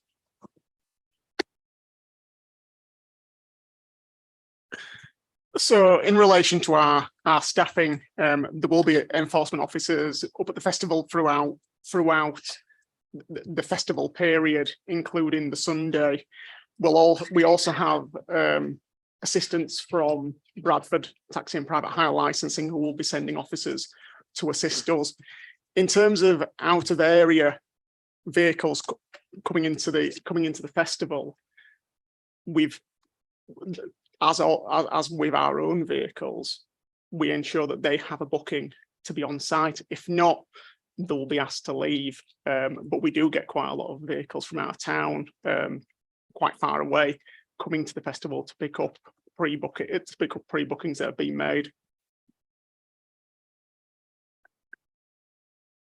Yeah, so I'm like sort of hinting towards like the Wolverhampton, Rochdale sort of scenario, and we're going to be looking out for that.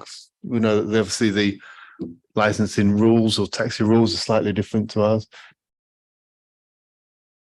Thank you, Councillor. Again, as always, we will ensure that they have pre-bookings in place to be at the festival. If they haven't, again, they'll be asked to leave, and obviously any offences will be dealt with. Obviously, the problem's been that they're having pre-bookings and then they get in there and then those pre-bookings, they can't find them. That's the problem. And we're putting, obviously, I mentioned the risk to the public, but obviously it's putting drivers at a risk too, because then they're not able to sort of fulfill their pre-booking, and they could get done for touting when actually they're trying to adhere to the rules, but there's just no phone signal. Thank you, Chair. I appreciate that. That is one of the main issues. The festival stewards are very good at ensuring that those vehicles that attend site have a booking.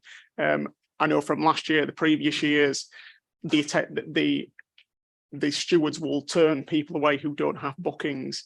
However, as you've mentioned, when on site, we do have cases of drivers, their bookings disappearing because of the signal, and then there's obviously issues that arise from that. We've got the SIA team then, please. Good afternoon all. So my name's Ivan Tuff from the SIA. I'm standing in today for my manager, Lucia Howland, who's unavailable. I don't have a great deal to say, but hopefully the bit that I do have to say is very positive. Last year was my first time working at Leeds Festival. And this is the first time that I've been involved in the organisational process.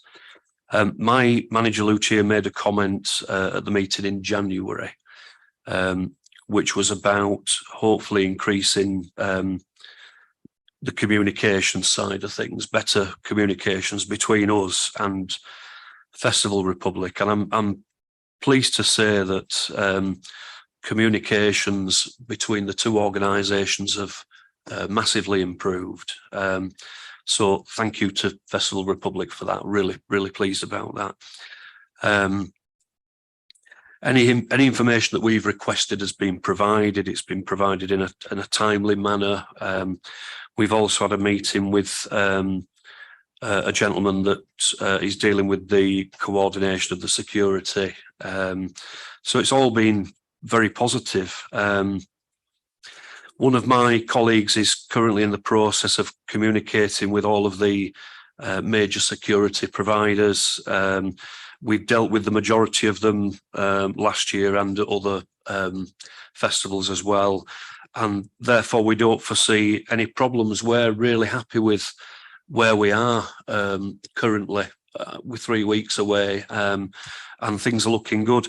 The only very small point to mention, which is in process, and that is that we've not yet got accreditation for our staff that are working on the days to get on site as yet.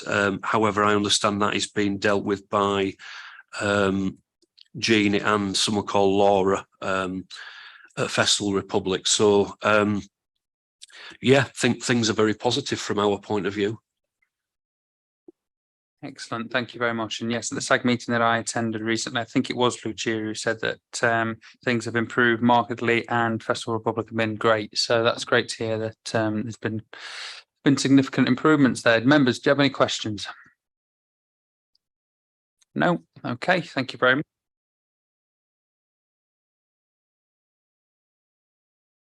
Nick, you've been very...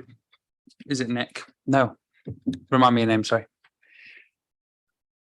Nick Devine. Oh, it is Mick. Okay. Thank you, Mick. You've been very patient. If you wouldn't mind, please. Thanks, Chair. Our plan around the festival centres around four main threads: prevention, protection, response, and resilience.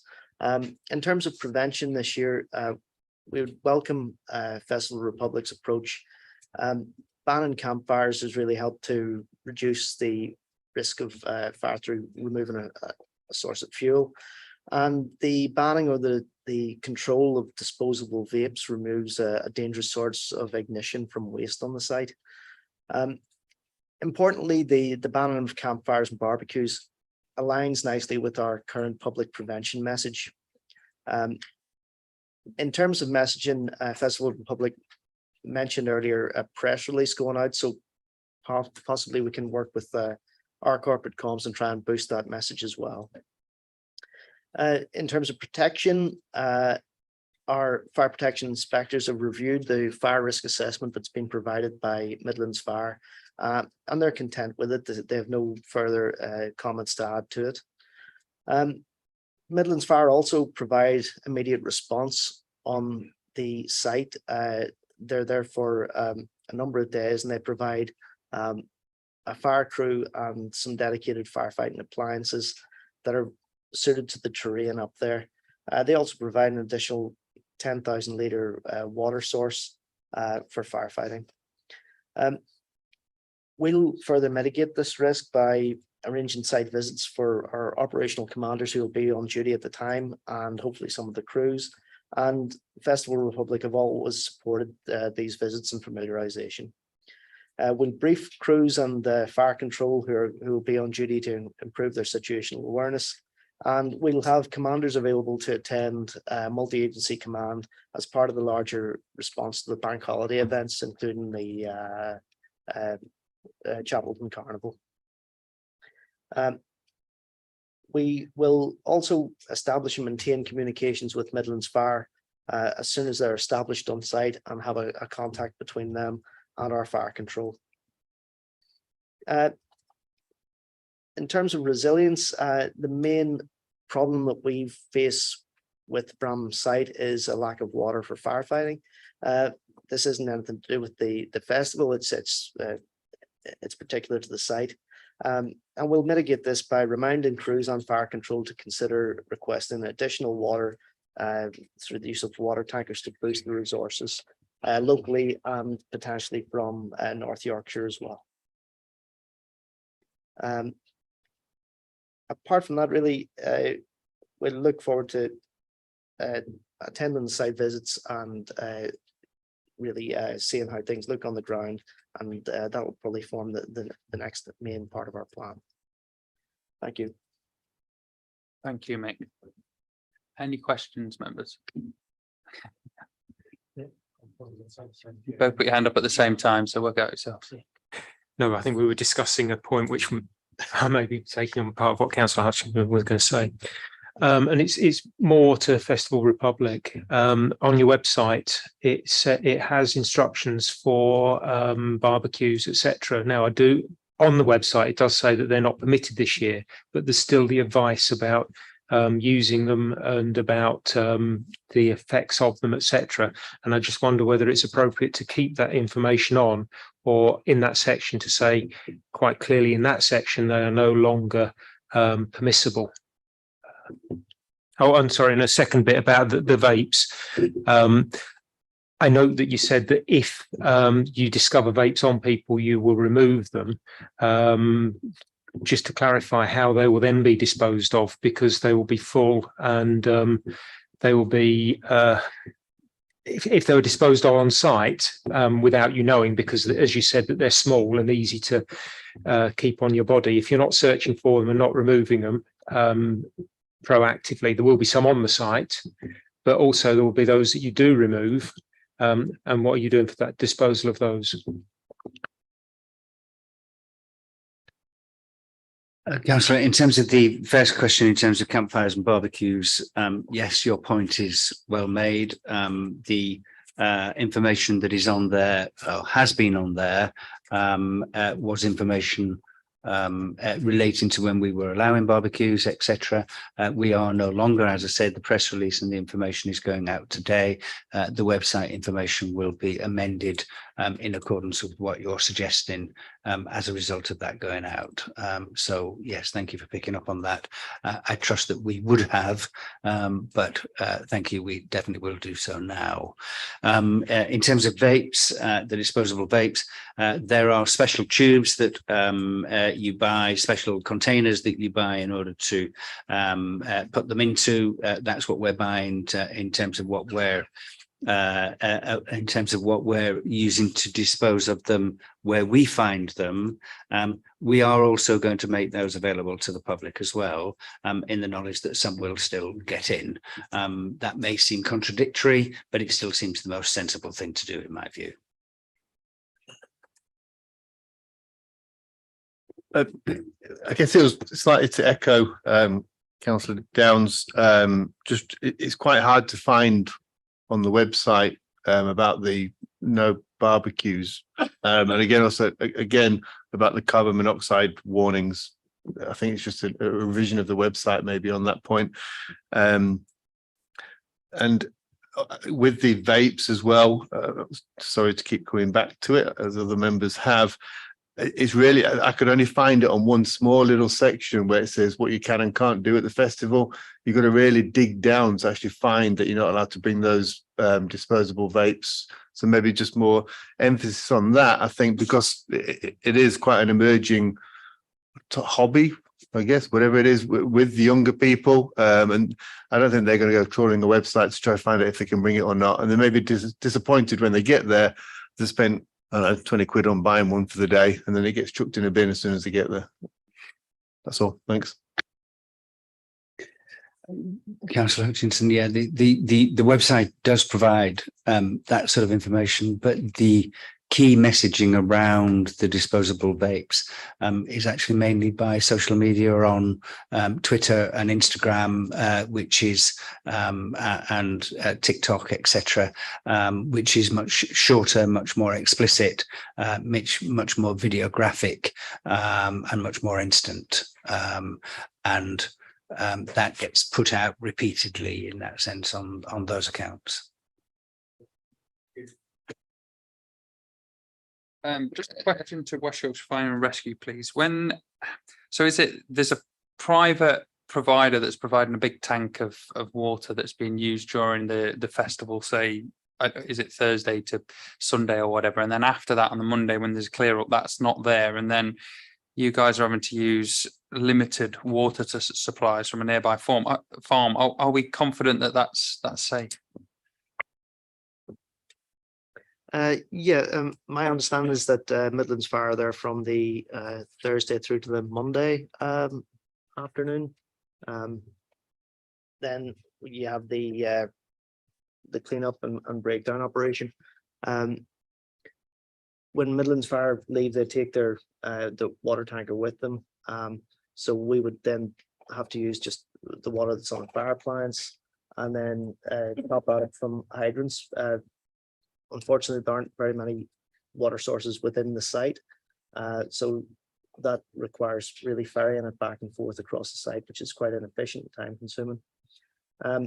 We can mitigate that by requesting a water tanker to attend as well, but I suppose their limited travel time from West Yorkshire would be quite long.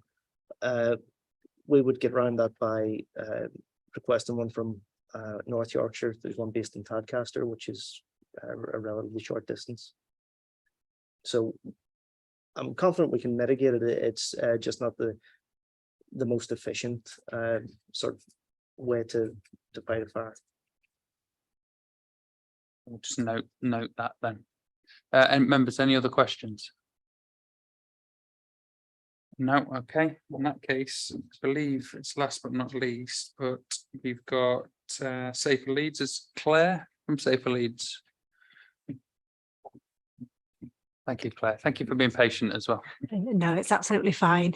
I mean, to be honest with you, from everything that you've gone through today, it's really given us a lot of reassurance. We did have concerns around the barbecues and everything that had been set up previously. So you've kind of taken that into account, which is really positive, and the drug spiking as well, because that was an area of concern for us. It was kind of obviously what's happened at a number of festivals, and obviously the drug overdoses and everything like that. It's really reassuring to hear about the camps that have been set up separately as well, and the air hubs. So that's really positive. Kind of any questions and concerns that I had seem to have been covered. So really, really pleased to kind of hear that. And if we could kind of keep engaging with ourselves as well around any safety aspects, that'd be greatly appreciated. So thank you. Excellent. Thank you very much, Claire. Members, anything else? Have I missed anybody off that wants to speak? No. We can go into closed session to ask questions to the police and other partners. Would members like to do that? Can you indicate if you would, please? The wristband. Yeah. Yeah. Okay. Should we? Okay. Well, let's move into private. We're going to have to vote on it. All those in favour, please, for moving in to private session, closed session rather. Yeah. Okay. That's carried. Yeah. Thank you very much.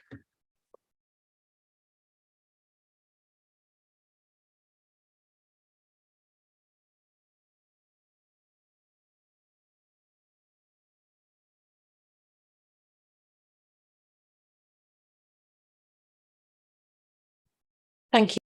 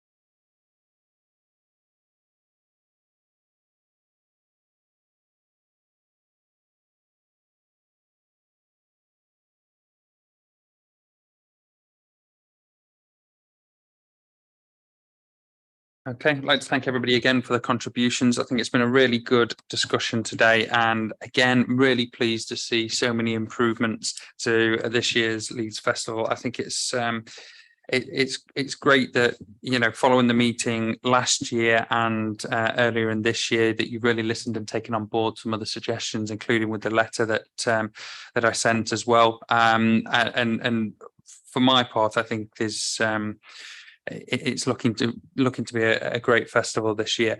Does anybody have any comments, any final questions before we move to the recommendation under point agenda item number 8?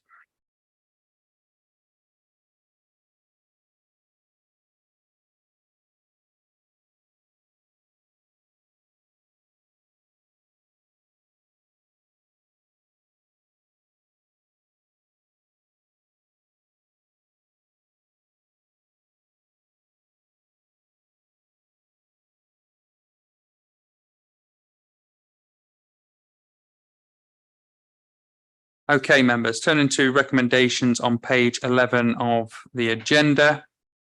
The committee is asked to hear from Mr. Melvin Benn and representatives from Festival Republic on the planning and preparation of the 2023 festival, and receive comments from partners of the Safety Advisory Group. And we note that the information provided to us, are members happy with that? Well, we've done that, so yes. Then we're asked to either A, delegate approval of the final event management plan to the chief officer, elections and regulatory, or delegate approval of the final event management plan to a 3 members licensing subcommittee to be convened on Tuesday, the 22nd of August, 2023. Now, following our discussion earlier this morning in the pre-meet, which seems like a long time ago, we do have a recommendation from Councillor Downs. Thank you, Chair. I propose that we continue as we have done in previous years and delegate the final decision to officers, but also that we look at the possibility of changing the system for next year in conjunction with SAG, and we bring that forward to the next meeting or as soon as possible, so that we can then inform Festival Republic of how we would like to proceed if we do indeed decide to make some changes. But I think we should review it for next year, not change the system this year. Thank you very much. Would somebody like to second that? Councillor Hutchinson. Okay. Councillor Hinchcliffe got there first. Councillor Hutchinson. Can we vote on that then, please? All those in favour? Okay, and that's passed. Thank you very much. At this point, then we'll say goodbye to everybody from the Safety Advisory Group, Festival Republic, and thank you all again for your time here today for that very useful conversation. And we'll see you all next year. Thank you, Chair.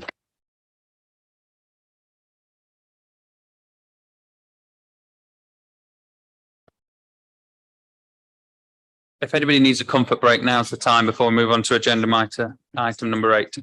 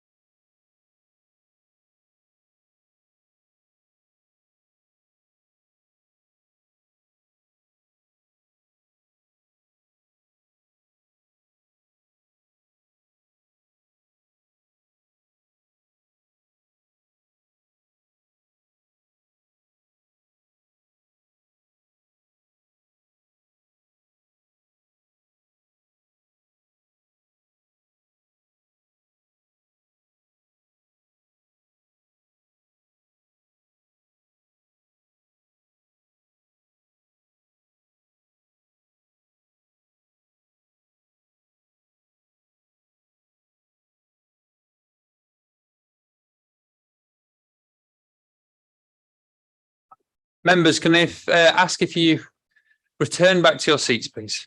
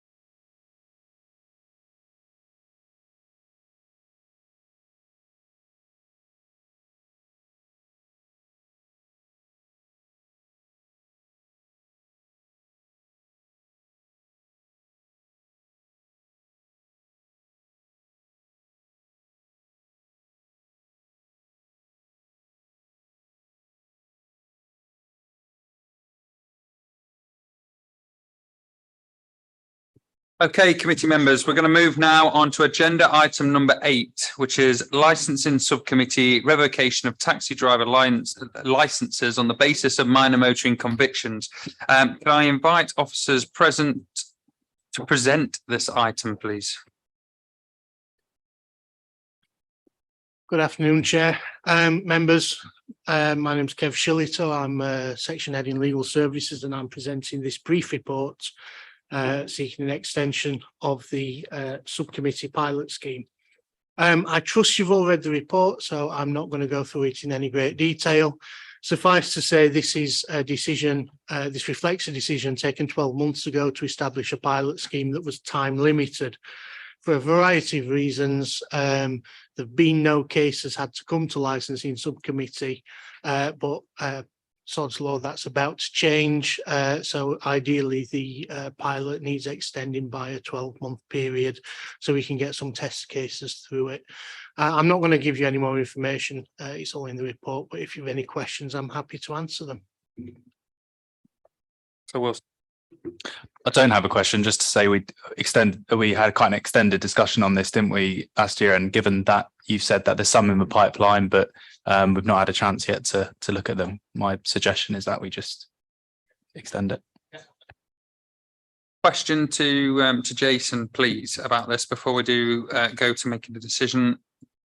There's been some suggestion, including from a video that was circulated recently, that there hasn't been any cases, that there have been cases that should have been heard by the subcommittee, or quite a lot of cases that should have been heard by the subcommittee, but that the decisions have been made without the subcommittee, which is not what we agreed. I'm presuming that that's not true at all.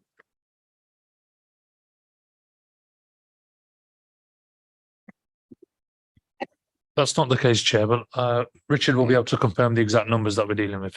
Thank you. Thank you, Chair. We haven't had any revocations, decisions that have been made for any minor motoring convictions with the remit that was set last year. We're now in a position where we've got approximately 3 cases that need to go before a subcommittee, and we have spoken with legal, and that's the reason that we asked Kev to consider extending this and bringing it to licensing committee so we can actually do the process that was agreed last year. Excellent. Thank you very much. And of course, it was my understanding that from the minor motoring convictions policy, when we'd updated it, that if somebody totted up and went over the 9-point threshold, then they were offered training first, which will explain exactly why we've not had any heard by the subcommittee to date. Yes, that's correct, Chair. The first thing that was agreed in that policy was that training would be given in the first instance. This was to make sure that the driver was fully aware that there was in that remit where revocation was being considered, We're now in that position where we have a number of cases, and that's why we want to seek to extend this subcommittee policy. Excellent. I'm glad I've been able to set the record straight. Councillor Hutchinson. Do we have a set procedure of how the subcommittee will run? And is it similar to when we're doing the entertainment licensing, and is it at the same time within the same agenda? I'll hand over to Kev. Thank you. It's going to be run in a similar fashion. However, there are some key differences. At the moment, when revocations take place that are officer decisions, they effectively gather the information, create a report and make a decision based on the papers. Licensing subcommittee will have a similar function. There will be a procedure. It will be done on the papers, so officers will collect all the information, including the driver's representations. That will be put into a report that will be presented to the members of the licensing subcommittee, and they'll make a decision based on the information in front of them. Hutchinson for a follow-up, and then Councillor Hamilton. And I get also disclosable interests. How would that work? Because at the moment, if there's an entertainment licensing application that's within your ward, you don't sit on the subcommittee. How does it work? And how do we go about if there are any declarations or not? I'm not overly concerned about any geographical issues, because you're not talking about the impact on the neighbourhood, which is what you're dealing with on premises license applications. I'd suggest that only if a member had a relationship with an individual taxi driver that was appearing before the subcommittee, that might cause concern. That's the only time at which an interest would have to be declared. But the legal advisor would be available on the day to give some guidance on that individual case. And currently, well, previously we had 5 days noted, sort of days notice to give the decision. Currently, we've been doing the occasional one where we're giving the decision on the day. What would be the process for the taxis? Well, as it will be done on the papers, the license holder won't be in attendance, so the decision will be issued in due course anyway. So it's a bit of a moot point on this one. Hamilton. I don't know if mine is a silly question, but I'll ask it anyway. You say following the 9 points to get training. So now that you've asked us to extend, is it these cases that are coming? Because you're saying that you've got couple in the pipeline. I'm sure I'll be corrected if I misunderstand this, but the 3 cases that are going to be coming to licensing subcommittee are those that reached 9 points, received the appropriate training, and have since reoffended.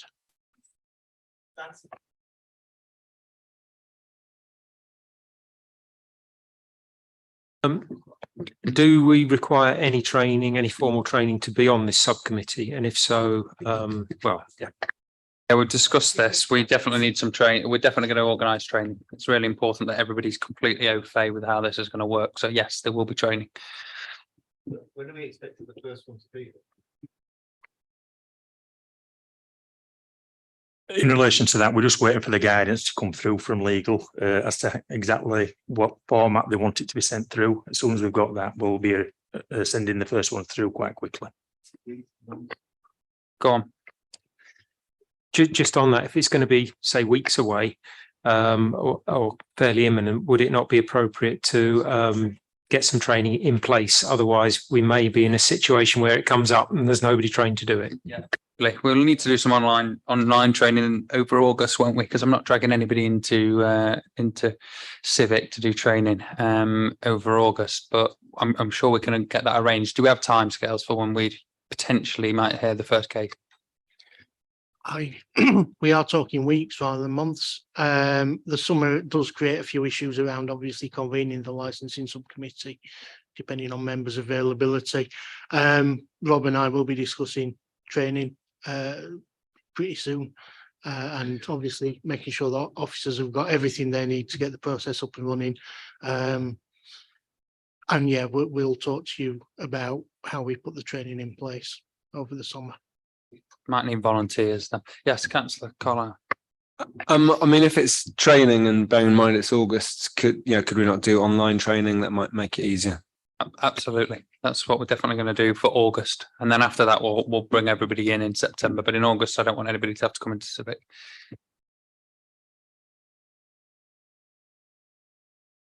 Blame me for that. That's Helen's fault.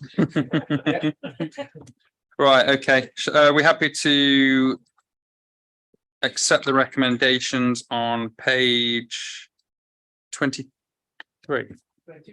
23. I can't find it. 23. Are we happy to accept? Yeah. Okay. All those in favour. Thank you very much. Agenda item number 9. Date and time of the next committee meeting is the 19th of September. Have a good holiday if you're going on one. Councillor Downs, you'll be buying tins of soup to go into the music festivals by the sounds of it.